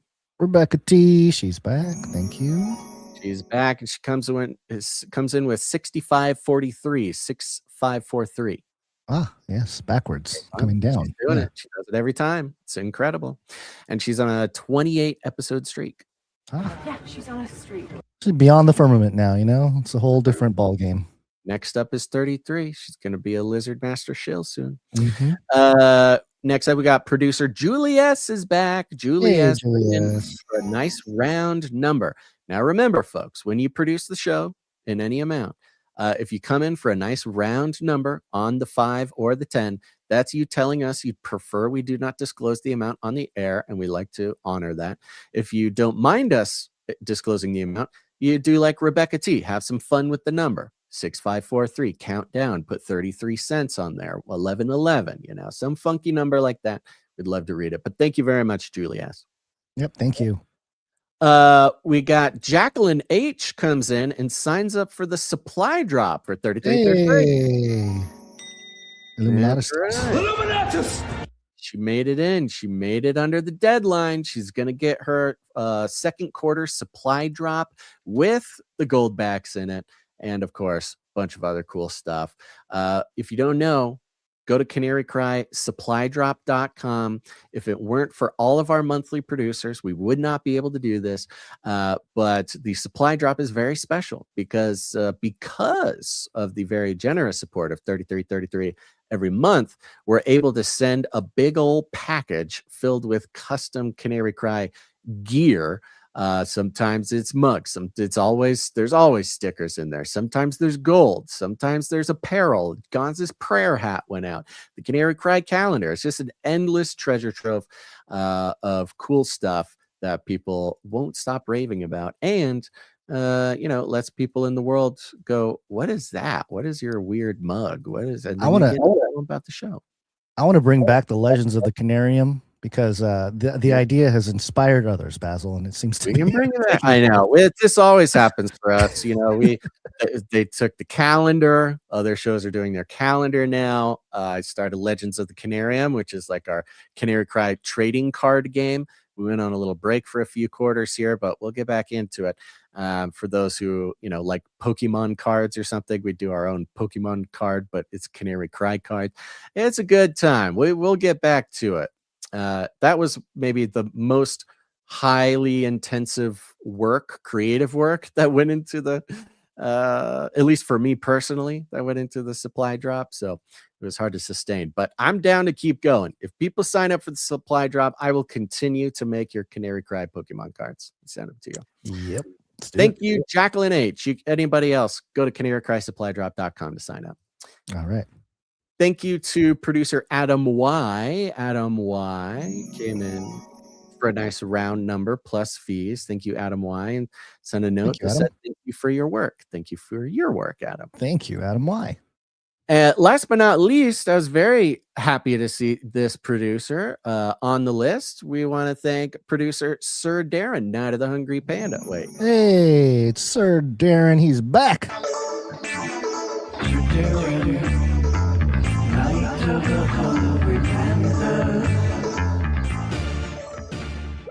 Sir Darren in the house. Thank you very much, Sir Darren, Night of the Hungry Panda, supporting the show for a pocket full of sevens plus fees, 777 plus fees. And he sent a little note here that says, the people who survived the sword found grace in the wilderness. This was Jeremiah 31:2, which was not a scripture that I was immediately available in my memory banks. So before the show, Guns, you and I got to jump over there to Jeremiah chapter 31, which was I think this is a very relevant scripture for anybody out there. At that time, declares the Lord, I will be the God of all the families of Israel, and they will be my people.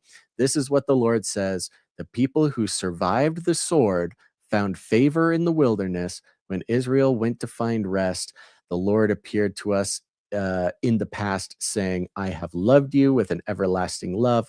Therefore, I have drawn you with loving devotion. And it goes on. And it's the prophet of God talking about, when you give yourself to God, when you follow God, it does not mean that peril will not befall you. But when peril does befall you, God is there to bring you into his next promise for you, which can be very difficult in real time to remember.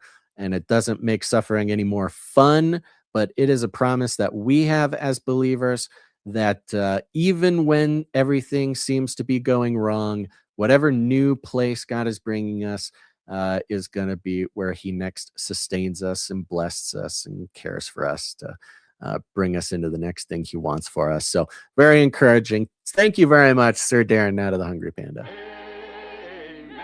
Thank you, Sir Darren. Appreciate you. Good to see you back. We had some people come in under the $7.77 mark. We'll thank them on Wednesday because they are keeping big, long streaks going.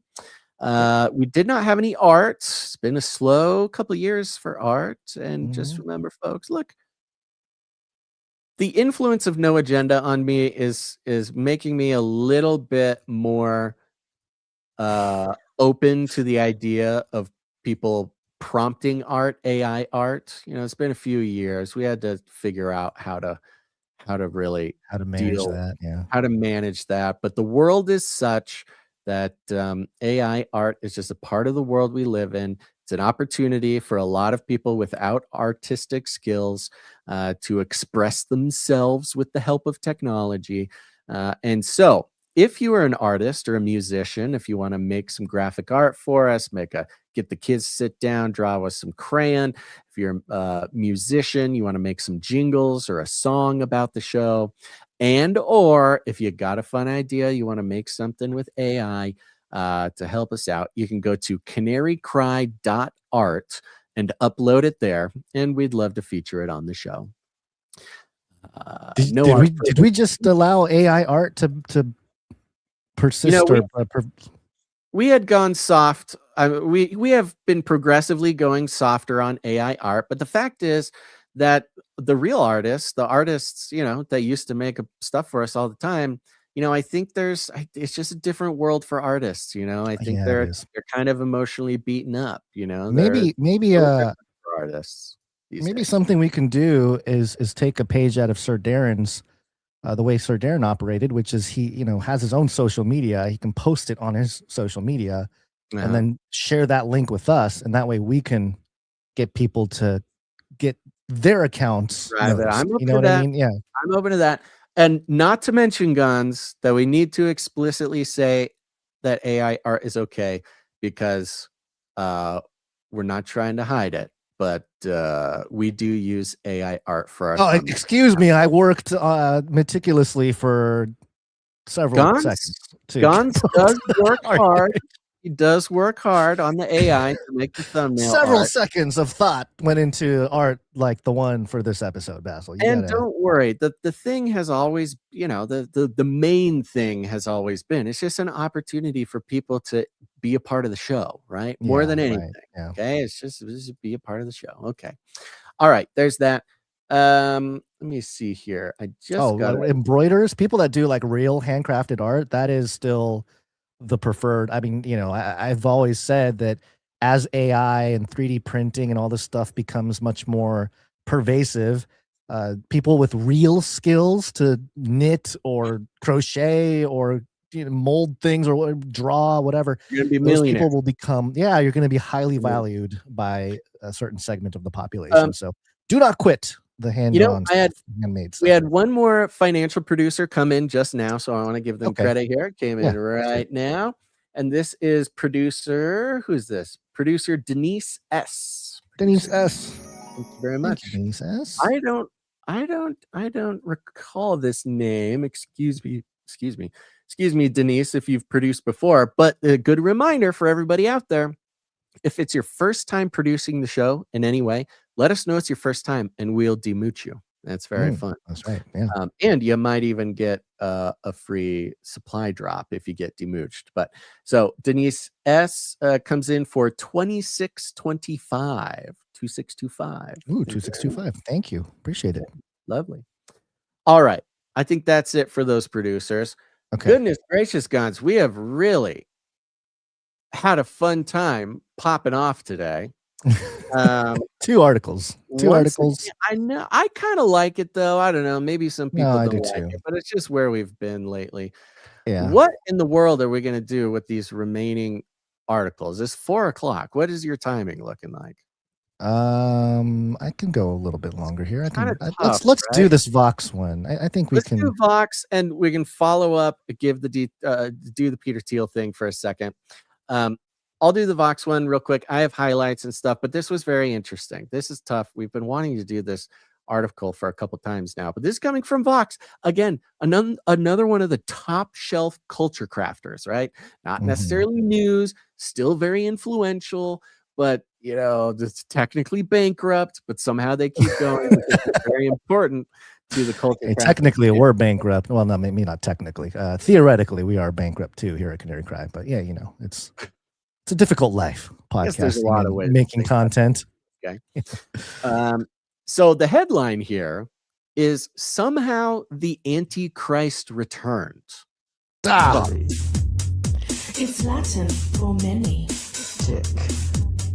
Now suck your blood. Politics. It's got to be biblical. Let me give you the intro here, and then we'll hit the finer points because this is crazy. In case you didn't notice, the Antichrist is back. Thank you, Vox. In case you hadn't noticed, the Antichrist is back.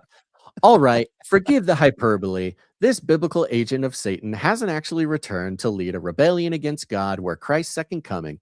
But in the year of our Lord, 2026, a curious surge in chatter about this herald of the apocalypse seems to be underway. So the Antichrist talk has reached such a fever pitch that Vox is forced to talk about it. A number of far-right dissidents, from Marjorie Taylor Greene to Nick Fuentes, are asking questions about whether President Donald Trump is more than he seems. Quote, could this be the Antichrist? Tucker Carlson asked on his podcast. Quote, well, who knows? It didn't help when Trump posted an AI slop image of himself as the Messiah, which he later claimed was meant to be a doctor. Quote, not saying Trump is the Antichrist, conservative Rod Dreher told the Wall Street Journal, quote, but he's radiating the spirit of Antichrist, no question. So interesting, guys. So interesting. So many thoughts. So many interesting. Thoughts. Such a long history with us and talking about this, and now it's just on Vox. The Antichrist talk is also taking off in the politics adjacent tech world in a different context, where Palantir founder and conservative tech billionaire Peter Thiel has been leading a series of closed-door lectures on the Antichrist and garnering the disapproving attention of the Vatican. In a wild coincidence, his hypothetical Antichrist appears to be anti-tech people who annoy him. Special thanks to our sponsor, PALANTIR. Artificial intelligence. Surveillance state. I love how the gay man Peter Thiel is described as conservative tech billionaire by Vox here. It's the most the end times have saturated our political culture since the aughts. They're talking about the 20-aughts, when the new millennium brought an explosion of renewed interest spurred on by the apocalyptic Left Behind novels and related Christian media depicting a realistic modern Antichrist. Later on, former President Barack Obama became a fixation of related theories on the religious right, depicting him as the Antichrist. Remember those days, Guns? Simpler times when Obama... There's still some around. I still see it in the comments every once in a while. You're forgetting about Obama. Hold on to the Obama Antichrist. Scholars and experts on biblical writing and apocalyptic history say there's a long history of perceived Antichrist figures popping up in moments of collective crisis or despair in the Western world. And there are certain traits that tend to supercharge these narratives: the presence of war, especially in the Middle East, economic or public health crises, political or societal instability, and the appearance of an unusually charismatic leader. Needless to say, we were probably due for a revival. I love how they say the revival in their context is Antichrist fervor. Yep. You know, and not church revival of like, you know, people coming to Christ, although yeah, well, that's what I mean. Too. Not the actual kind of revival that we've seen in culture. Kind of revival, yeah. A lot of people coming at least to Christianity, not to put any judgment on their actual salvation. But I mean, we have noted this since 2023, this weird resurgence, perhaps a revival. But their revival is talk about the Antichrist. Yet, just like in past periods of panic and perturbation over the centuries, there's a lot of uncertainty in these discussions over who or what the Antichrist is, when this figure is to return, or even if this biblical character is supposed to be the real thing. Interesting how they say when this figure, the Antichrist, is to return. Okay, these are very theological subtleties that we've been having to navigate for a very long time. And Vox just comes waltzing in, throwing this. Okay. So it's a good time to ask, where did the idea of the Antichrist come from in the first place? How does it tend to manifest in politics? And what is it about our current moment that's driving such renewed interest in the concept? All right, I'm going to be skipping a lot, even though it's all very interesting to me and to you, Gons. I don't want to get people bogged down, but just let's get just a little taste of this. It says the biblical roots of the Antichrist. Okay, let's get a little Vox giving us the biblical roots of the Antichrist. Let's see. Antichrist theology from Vox. It's probably helpful to start off with actually defining what the Antichrist is. All right, and what the signs are that believers in his arrival are looking for. Definitions vary across various Christian denominations and traditions, but they are rooted in the interpretations of a relatively small number of biblical passages that either use this term explicitly or get linked to the same figure. A strangely sort of nuanced start for Vox. Surprisingly, I mean, even more nuanced than like actual Christian. Oh, way more. This, right? Way more nuanced and interesting, and I think correct than a ton of the ex-Antichrist people. Yeah. I wonder if the AI, not the AI, but just AI in general has helped people like Vox to be a little bit more reflective on accurately, not because AI is so accurate. That's not what I'm saying, but at least we are feeding the maybe they're searching out some more subtle Antichrist talkers like yours truly. I don't know. Who knows? Surprisingly, the term Antichrist only appears 5 times in the New Testament. These explicit mentions in the letters of the disciple John refer to deceivers who come to confuse Christians by denying Jesus Christ's divinity, preaching other heresies. Scripture suggests that there can be and have been multiple antichrists whose aim is to derail the faithful from achieving salvation. Okay, pretty good start. Whether this is a symbolic or literal figure depends on Christian traditions and how close you think these passages to references to other beasts and deceivers written about in other parts of the New Testament. For example, the Apostle Paul writes of a man of lawlessness. This is one we point out a lot in his second letter to the Thessalonians, who, quote, will oppose and will exalt himself over everything that is called God or is worshipped, so that he sets himself up in God's temple, proclaiming himself to be God. When you have a horror movie, apocalyptic visions from the book of Revelation about the chaotic period before the second coming of Christ, which includes, I love they call it a horror movie, like the Left Behind series is a horror series.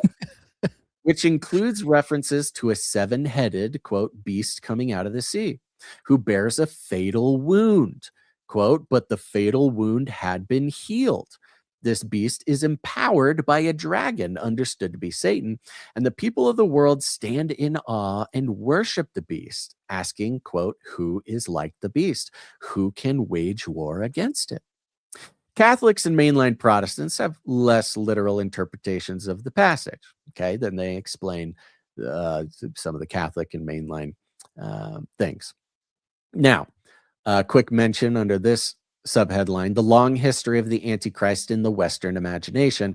Because of the detail and color of these symbols and characters in the Bible, it has been enticing for believers and readers to draw firm connections between the text and the real world. Quote, they read the Bible like it's a secret code book, and that if they can unlock the code, then they can understand what's going to happen in the end times. Matthew A. Sutton, a historian of American apocalypticism at Washington State University, told me, quote, it's a very modern way to read the Bible compared to what would have seen through much of church history. Quote, so wars, political changes, religious evolutions, and the rise and fall of empires, these sorts of political and religious events can create that moment.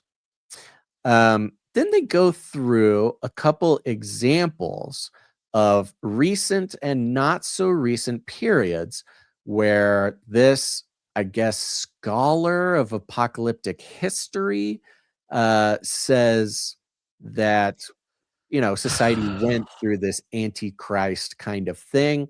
I'm going to kind of skip over them. Can I just, if people who know me know my pet peeve, okay? My pet peeve is when people talk about, especially the book of Revelation. It's a singular revelation of Jesus Christ. That's what it says right at the beginning there. People always say book of Revelations, plural. It's almost like a dead giveaway that they don't know what they're talking about when they do that. Yeah. Or maybe at least, you know, they haven't really looked at, I don't know, maybe they're new to it or something. I don't know. But throughout this article, it's book of Revelations, plural. Yep. It's driving me crazy. Yeah. I mean, they definitely... Come on, Vox. It's almost like they wrote this knowing that we're going to read it to trigger you for certain things, trigger me for certain things. It's like, man, what's going on here? Why Revelation, book of Revelations? What is it linking to? What is it? Oh, it's linked to Bible Gateway. So good job, Vox, linking to Bible Gateway. Couple of things here. What makes modern iterations of the Antichrist different? They spend some time and they say people always think the Pope is the Antichrist. People thought Martin Luther was the Antichrist. People, you know, really. Oh, maybe the Catholic Church said that. Yeah, he called them out as the Antichrist. That is interesting, yeah, because they talk about how the Catholic Church sees it more allegorically, but then calling Martin Luther the Antichrist. Martin Luther's like, hey, Roman Catholic Church, you're the beast, and the Pope is the Antichrist, and they're like, no, you're the Antichrist. Oh, history. What? Aren't we so lucky to have all of them? Well, and this is, I mean, a good point. Okay, so they're making a point to say, hey, humanity goes through these cycles of trying to point out the Antichrist or a Antichrist. You know, they give space to say, oh, maybe they thought Martin Luther was an Antichrist, not the. This is obviously a big part of the subtlety. What makes modern iterations of the Antichrist different? So how did these historical waves of Antichrist panic lead us to Donald Trump and Peter Thiel? Now they make a long case about how this idea of looking at the news and world events to try to find the Antichrist is very modern, right? And on one hand, they're not necessarily wrong, because it's not like the news really existed, in the same way, way on sort of a broad thing. So more people having access to world events has led to more people being interested in the Antichrist there. Now, they do have this little section just to give a nod to how deep they went. It says, in the post-war period, the establishment of the State of Israel in 1948 was another crucial development in today's Antichrist theology. Many of the apocalyptic biblical stories center on the Holy Land, the return of the Jewish people to it, and a period of tribulation for them. There, this Antichrist figure will allow the Jewish people to rebuild a temple, then betray them, demand worship, and assemble global armies under his command for a final battle in the Valley of Armageddon, which historically is located in the Jezreel Valley in northern Israel. So they even get the geographical Armageddon connection. They include it in there. Okay. We've been documenting these mainstream injections of end times eschatology, of Antichrist theology.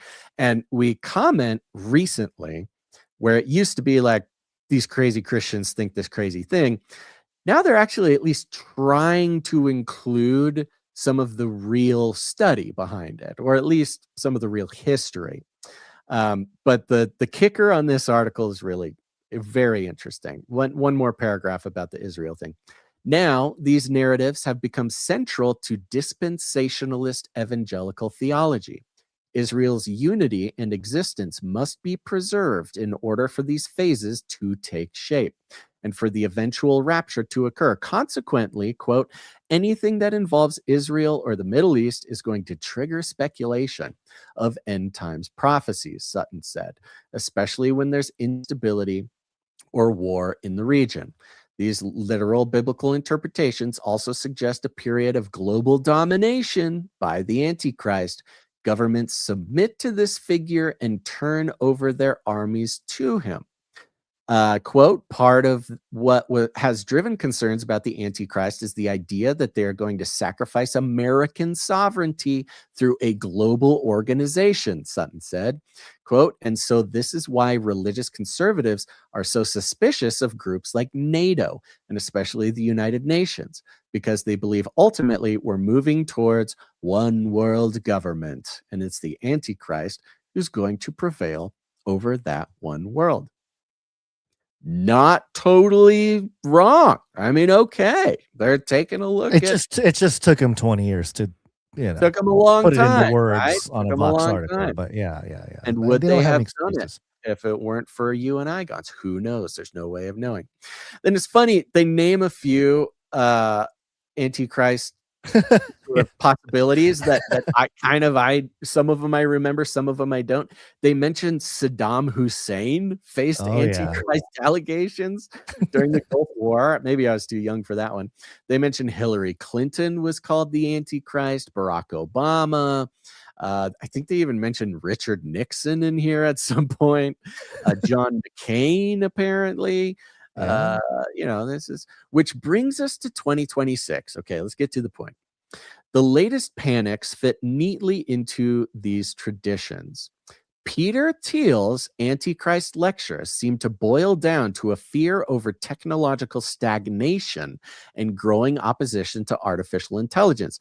So one of the weird things, one of the little tricks that I feel they're using here is that they're including Peter Thiel as like a legitimate Antichrist researcher, right? Like they're seeing him as an actual influence. They're not seeing him as the Antichrist?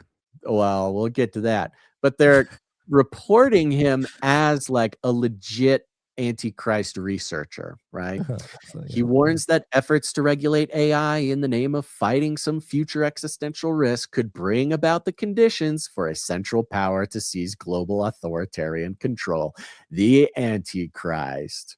Then they just kind of leave it there. They give Peter Thiel the Sutton guy, this guy at a university that studies apocalyptic literature, and Peter Thiel is our source and authority for this type of information. I think that might be the little trick here. I don't know exactly what direction or why, but treating Peter Thiel as sort of an influential, legit Antichrist researcher. Going down just a paragraph. The recent Trump panic. Okay, here we go. They started out talking about people think Trump is the Antichrist. Not just people. Marjorie Taylor Greene, Nick Fuentes, Tucker Carlson, some of the biggest names we've been following with this. That really trip us out when we try to understand why or what might be going on. The recent Trump panic, however, is a bit of an inversion. Okay? They just spent all this time explaining who the Antichrist might be and why people might think he is, talking about Peter Thiel as a legit guy, but calling Trump the Antichrist is an inversion.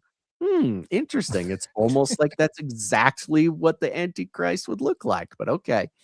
The recent Trump panic, however, is a bit of an inversion. Trump is typically championed by the same right-wing religious figures who are most attuned to literal interpretations of the Antichrist in the end times. It's surprising that figures like Carlson and Fuentes would break the seal on this front. I thought that was interesting language. They knew what they were doing there. Yeah.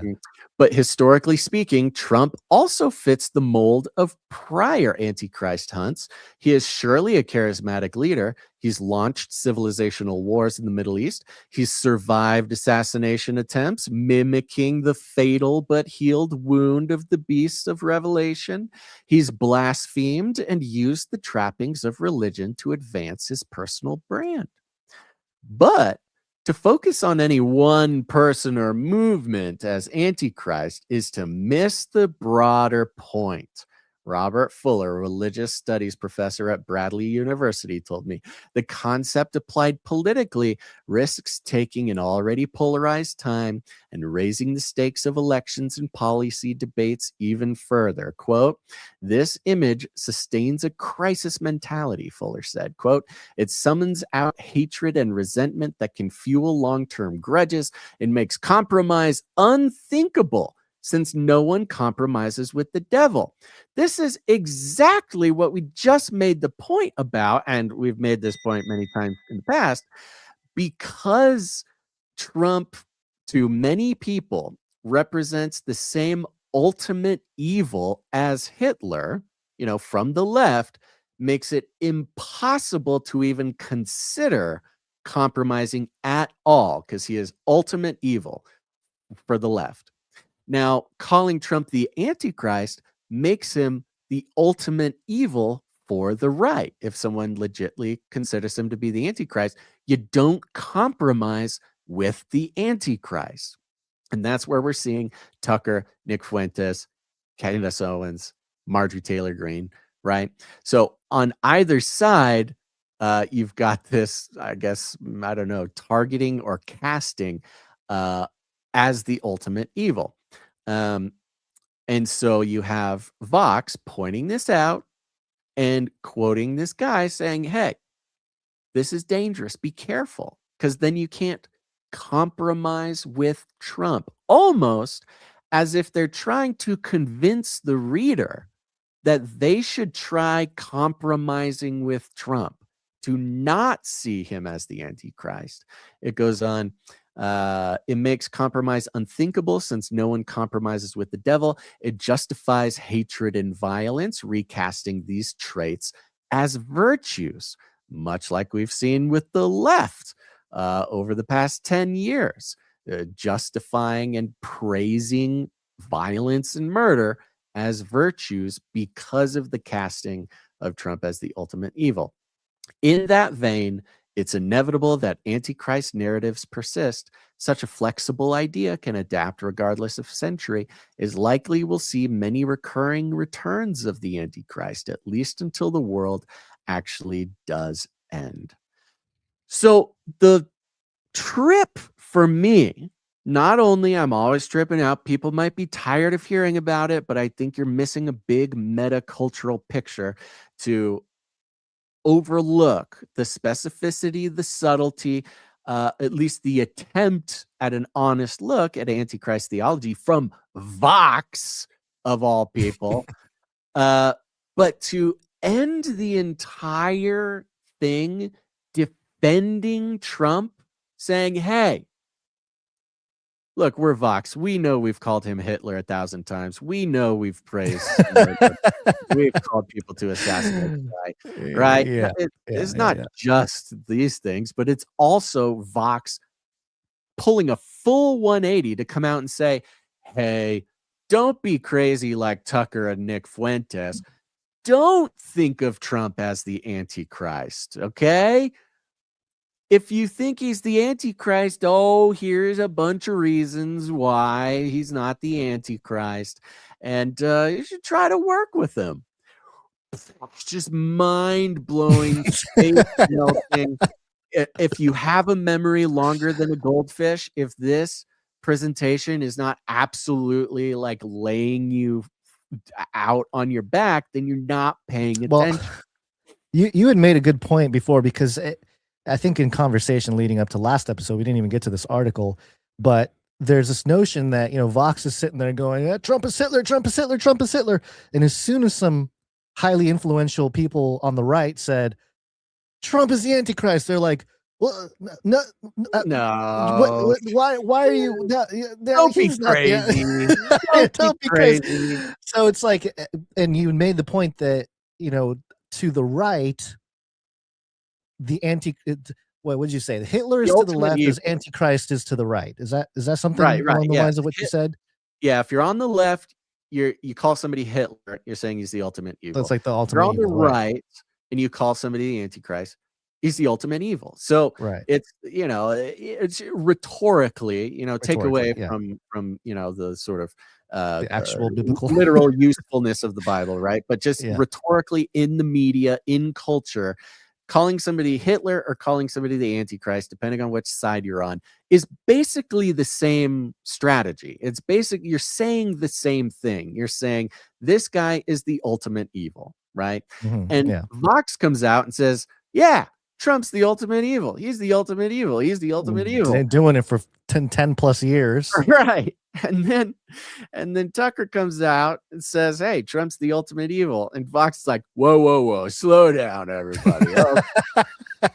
This is not really you can see the pendulum, productive way politically. You can see how we're going to crash. We're going one way, you overcorrect the other way. I mean, the car's going to flip over, folks. And to put so much painstaking research and painstaking nuance to do a pretty good job presenting Antichrist theology to a normie crowd, strictly to defend Trump, is so bizarre. Right. To defend Trump in like the more neutral sense too, not as like a political extreme example of somebody that's caricatured into ultimate evil type thing, which is what they were doing forever. And just to point out, there's somebody in the chat on X here, Catherine, said that it's not Trump, he's not loved by all. And this is, I hear that a lot. I hear like one aspect that either proves or disproves an individual could be or couldn't, wouldn't be the Antichrist. And this is exactly why I'm doing the whole study on prophecy without panic, because I think that type of take it's like one box to check off on a list of many, many things to check off. And it's the same question that got us not invited to any more conferences back in the day. Yeah, it's true. Our question was, okay, if we're looking for the mark of the beast, says hand, says forehand, but what if a device, a mark came out that checked all the boxes on the mark of the beast, but it was on your butt, right? It wasn't on your forehead. It's not on your forehead. What if it fit every single thing, but it was on your butt cheek, right? Is that the mark of the beast? How do we think about that? And that's what got people to stand up and walk out of the conference call. I remember that.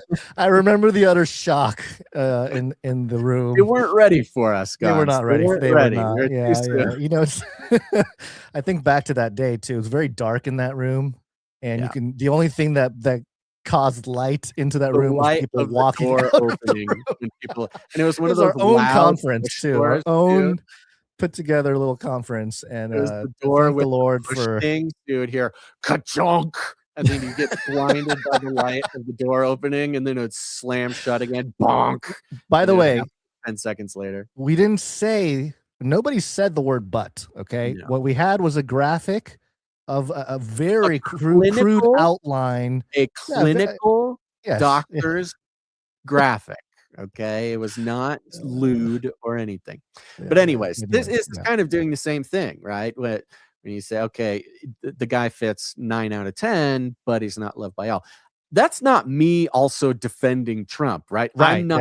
Just understand. Yes, we're not saying we were some of the first people to entertain years and years and years ago to entertain the idea that, hey, Trump's starting to kind of, step into some of these descriptions. But nobody cares. I do. Yeah, nobody cares. I do wonder, just based on the ability of AI to sort of take the transcripts of a whole bunch of content and, spit out some kind of more cohesive summary of stuff out there. I did have a video on the Face Like the Sun YouTube channel called "Is Donald Trump the Antichrist?" And it was a 2-hour video years ago, basically talking about not Trump being the Antichrist, but what the Bible says the Antichrist or man of sin would do, and the types of things that we should expect for this man of sin or the son of perdition to do based on the scriptures. And without it was a pretty popular video, but I do recall the comments flooding in 5 minutes after I published the video. And this is like 2016 or 2017 or something. We don't meaning nobody actually watched it. Nobody watched it. People were spitting all kinds of emotional thoughts and responding. He can't be no, there's no way, because blah, blah, blah, blah, blah. There was a lot of, no, Obama's the Antichrist type of talk back then. But nobody watched the video. So I remember replying to a bunch of them at the time thinking like, okay, come on, can you watch 10 minutes into the video before you start commenting on? But no, I mean, that was writing on the wall. TikTok saw that and they're like, we know what to do. We know how to get the attention of the generation. Our problem is that we can't fit all this into 30 seconds on TikTok. I know it's mind-boggling to us, where it's like, hey, yeah, you just got to make a 30-second video and you'll go viral. And it's like 30 seconds. We can't even get through. We can't do anything in 30 seconds. What do you make a lot more money? The shorter you can make your content, the more money that you make. I know, but it's just it's the perfect trap too, because what you can say in 30 seconds, there's no way you can distill so much into 30 seconds. You can provide a very chopped up, surface level version of something. But that's what people eat up nowadays, and it's kind of unfortunate, but that's just the reality of the situation. So now, because it was mentioned in the Vox Antichrist article, they talked about Peter Thiel. Peter Thiel's come up multiple times now, from the Great Depopulation to the Mind Children to the Antichrist return. Peter Thiel's definitely on the list of some people's Antichrist cast members, because he's doing lectures about how to prevent the Antichrist with the progression of AI, but also got to become the Antichrist to stop the Antichrist. It's a very Silicon Valley strategy. It is very much. Yeah. His whole thesis, as far as I understand, is, hey, we want to prevent Antichrist, but we also don't want to accidentally create the war of Armageddon in the process of stopping the Antichrist. So give us all your money. We're going to build AI that will prevent. So we need more data centers. We need more data. And just real quick, some Peter Thiel news broke this weekend. The UK, or the independent.co.uk, had the headline, "The $687 million irony of Peter Thiel's reported plan to ditch the US for Argentina." So there he goes. Peter Thiel, the tech billionaire and influential right-wing donor, is man, none of them, they all dropped the whole gay thing, huh? Like, it just doesn't fit their thing. Right, like, well, you're not gay enough for us anymore. Yeah, I like for gay month. June is gay month, So right-wing donor is probably the most, I would say, accurate way to describe it, but that's okay. That's neither here nor there. Even that is, there's some, he's a donor to the right wing. He's not necessarily a donor who is right wing. Anyway. Yeah, right, exactly. Okay, is reportedly looking for an exit plan to escape America again, and his timing couldn't be stranger, given that he's never had more sway in Washington nor more financial incentives to stay stateside. Nonetheless, Thiel, who previously obtained New Zealand citizenship and reportedly pursued a Maltese passport, now has his sights set on Argentina.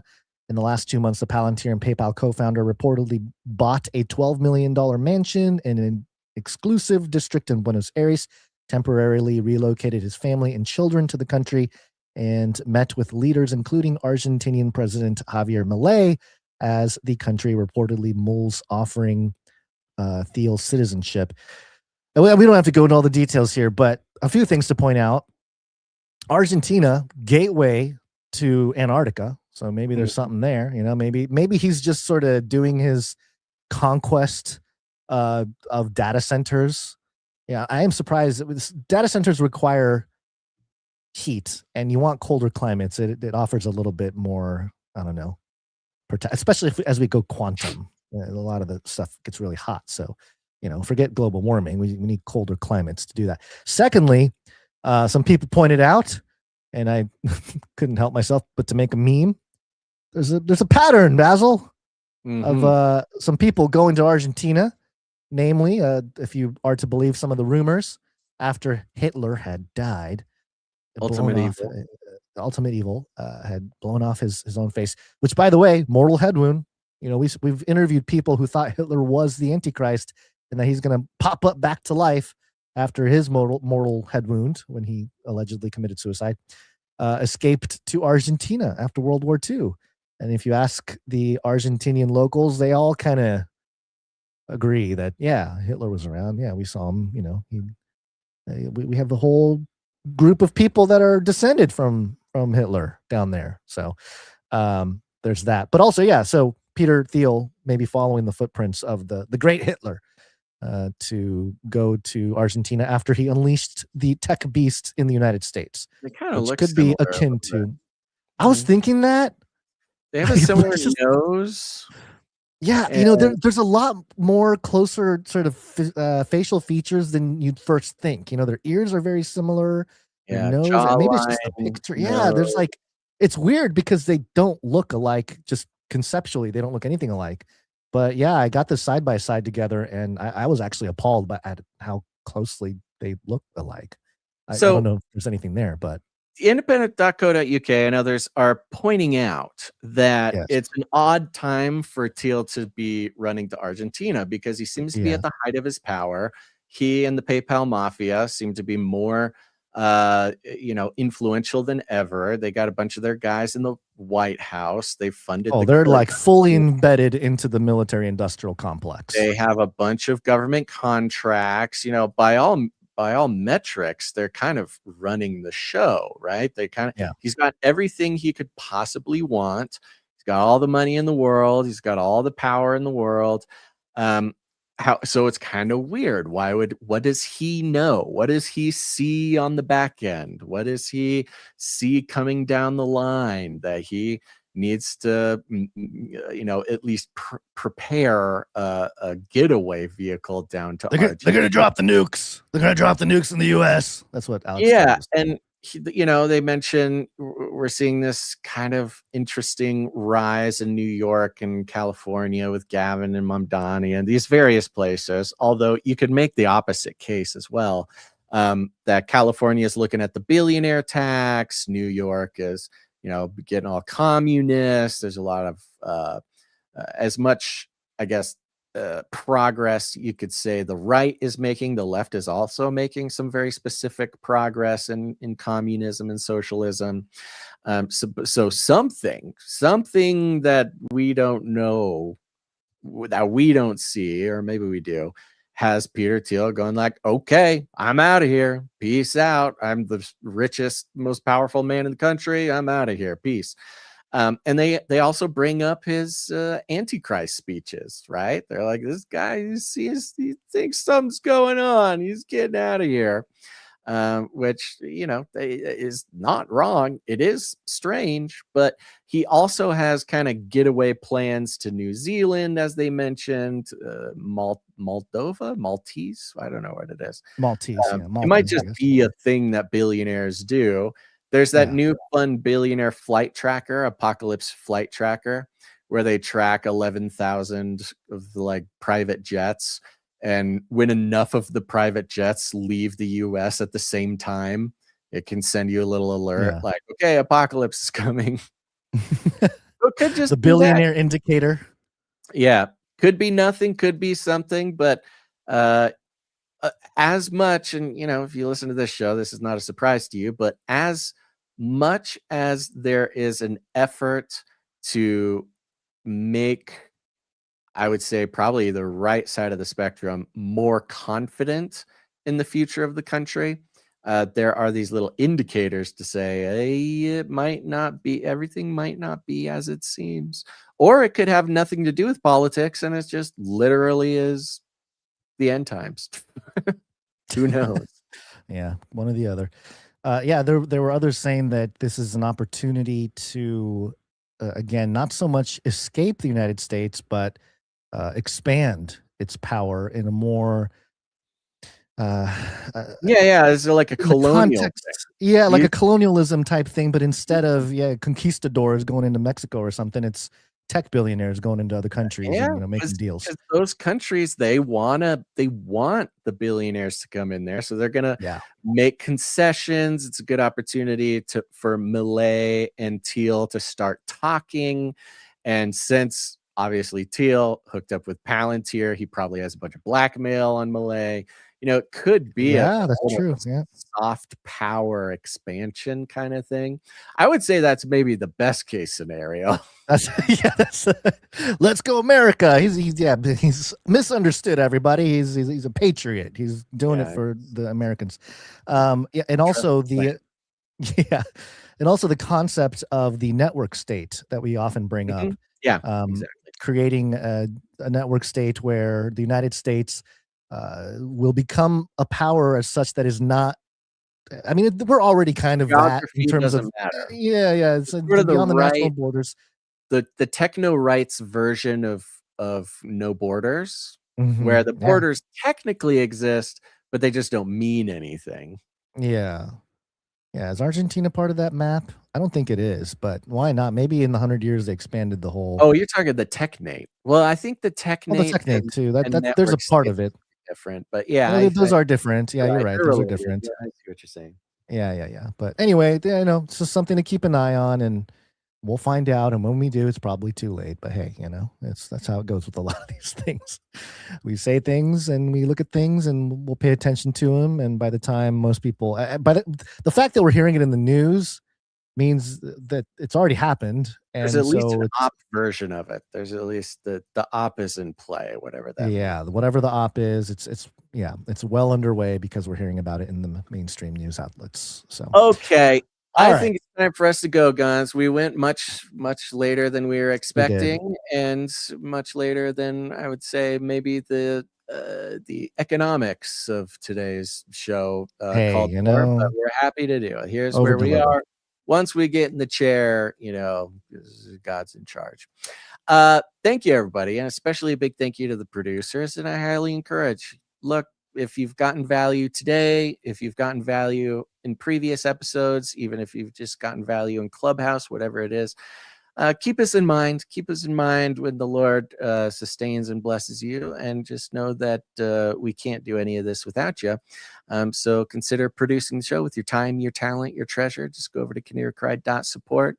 And I want to shout out some producers who help us out with their time, starting with the timestampers.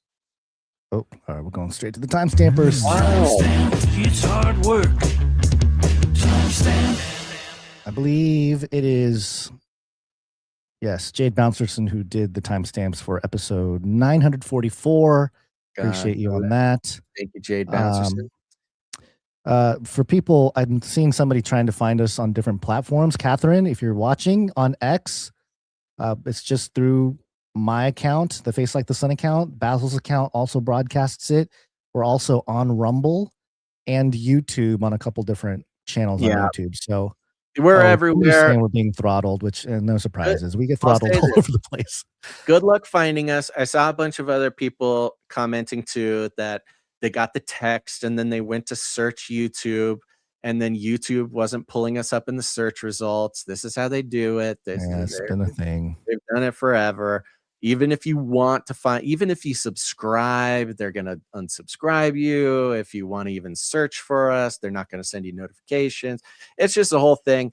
So the best way to make sure you don't miss a show is to text our text message alert system. Oh, yeah, that's a good way to do it. It's very easy. Just text the word canary, just the word canary. Very simple. Just spell out the word canary, Canary, to the number 877-740-3226. Again, that's canary to 877-740-3226. That'll put you on the list, and you will start receiving messages from me before we start every show. I send out a text to 100, over 1,000 people at this point when we're getting the show started with a link, and that's a great way to do it. Okay. Fun part is you can text us back at that number if you'd like. We cannot carry on a conversation. I cannot answer your questions via text. I cannot respond to your text, but I can see your text when you send it. So feel free to do that. A couple mentions here. 540 texted and says, Nero looks like Trump. What's up with that? There's something to look into, Guns. Nero apparently looks like Trump. 484 says, yay, we're all here. 6 oh, this is TDL Prez. We're gonna go ahead and why don't you hit the producers? You got the producers? Oh yeah. Producers, assemble!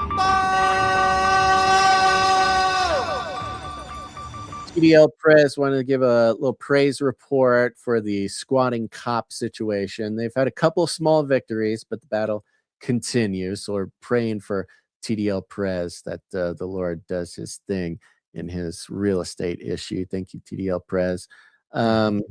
40. Oh, this is Monica. Monica texted and says, I spent the morning listening to episode 67 of Canary Cry Radio with Dr. Hugo de Garis. It was wild hearing how accurate some of his predictions were.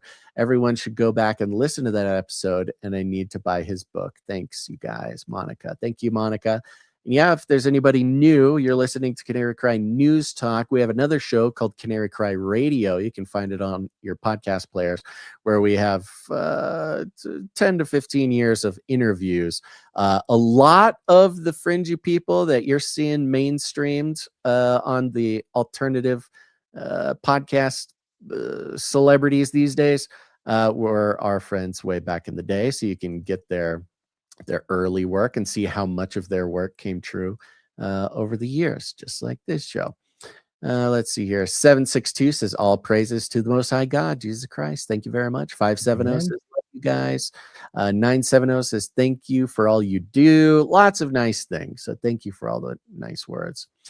And if you're not on there, text the word Canary to 877-740-3226. And of course, I want to thank just a few people who help us out with their time. Big shout out to Jam, who heads up the Telegram channel. Thank you to Adam42, who heads up the Discord channel. Shout out to everybody over at canarycry.community. And if you're not connected online in one or more of these communities, we got a Telegram, we got a Discord, we have a forum kind of off-brand social media network. That's very cool. No algos.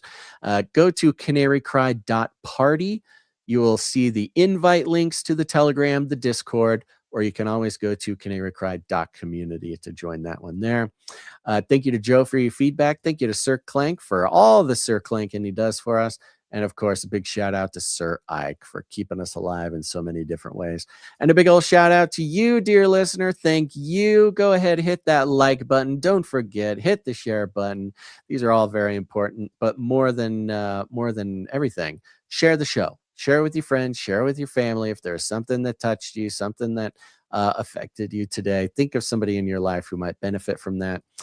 We know it's not a 30-second TikTok. We know it's a little bit tougher, but if you need, send them a timestamp or something to the important thing. We call that rattling cages, and all you got to do is walk right up to them, grab them by the cage, and then you shake it.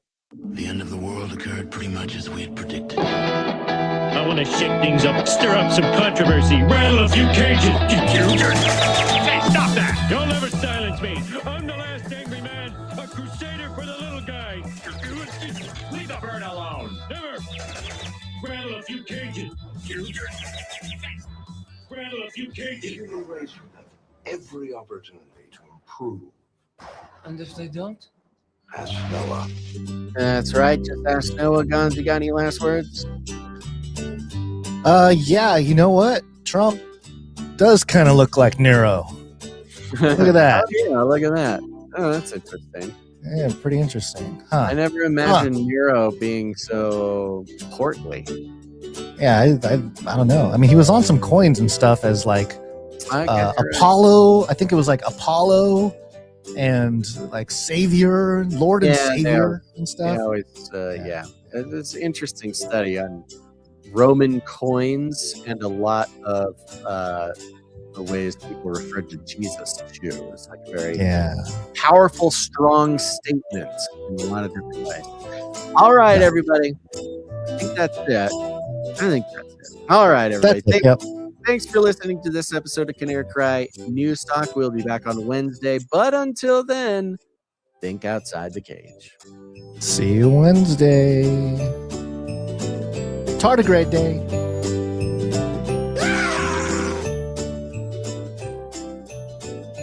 Do not come back, you Nazi psychopaths. Toilets! Feed him more. Give me a break. This is not about freedom or personal choice. But what if you're a grifter who needs to sell ads? Remember, reality is an illusion. The universe is a hologram. Buy gold. Bye!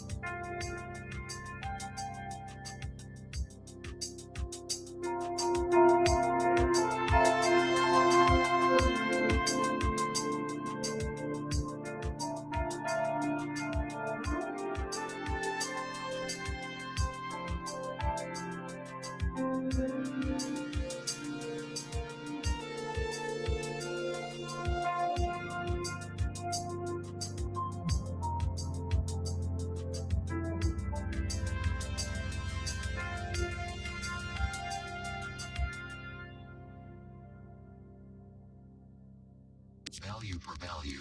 We take no money from corporations, commies, or cartels. Bye. I'm out of here. Bye.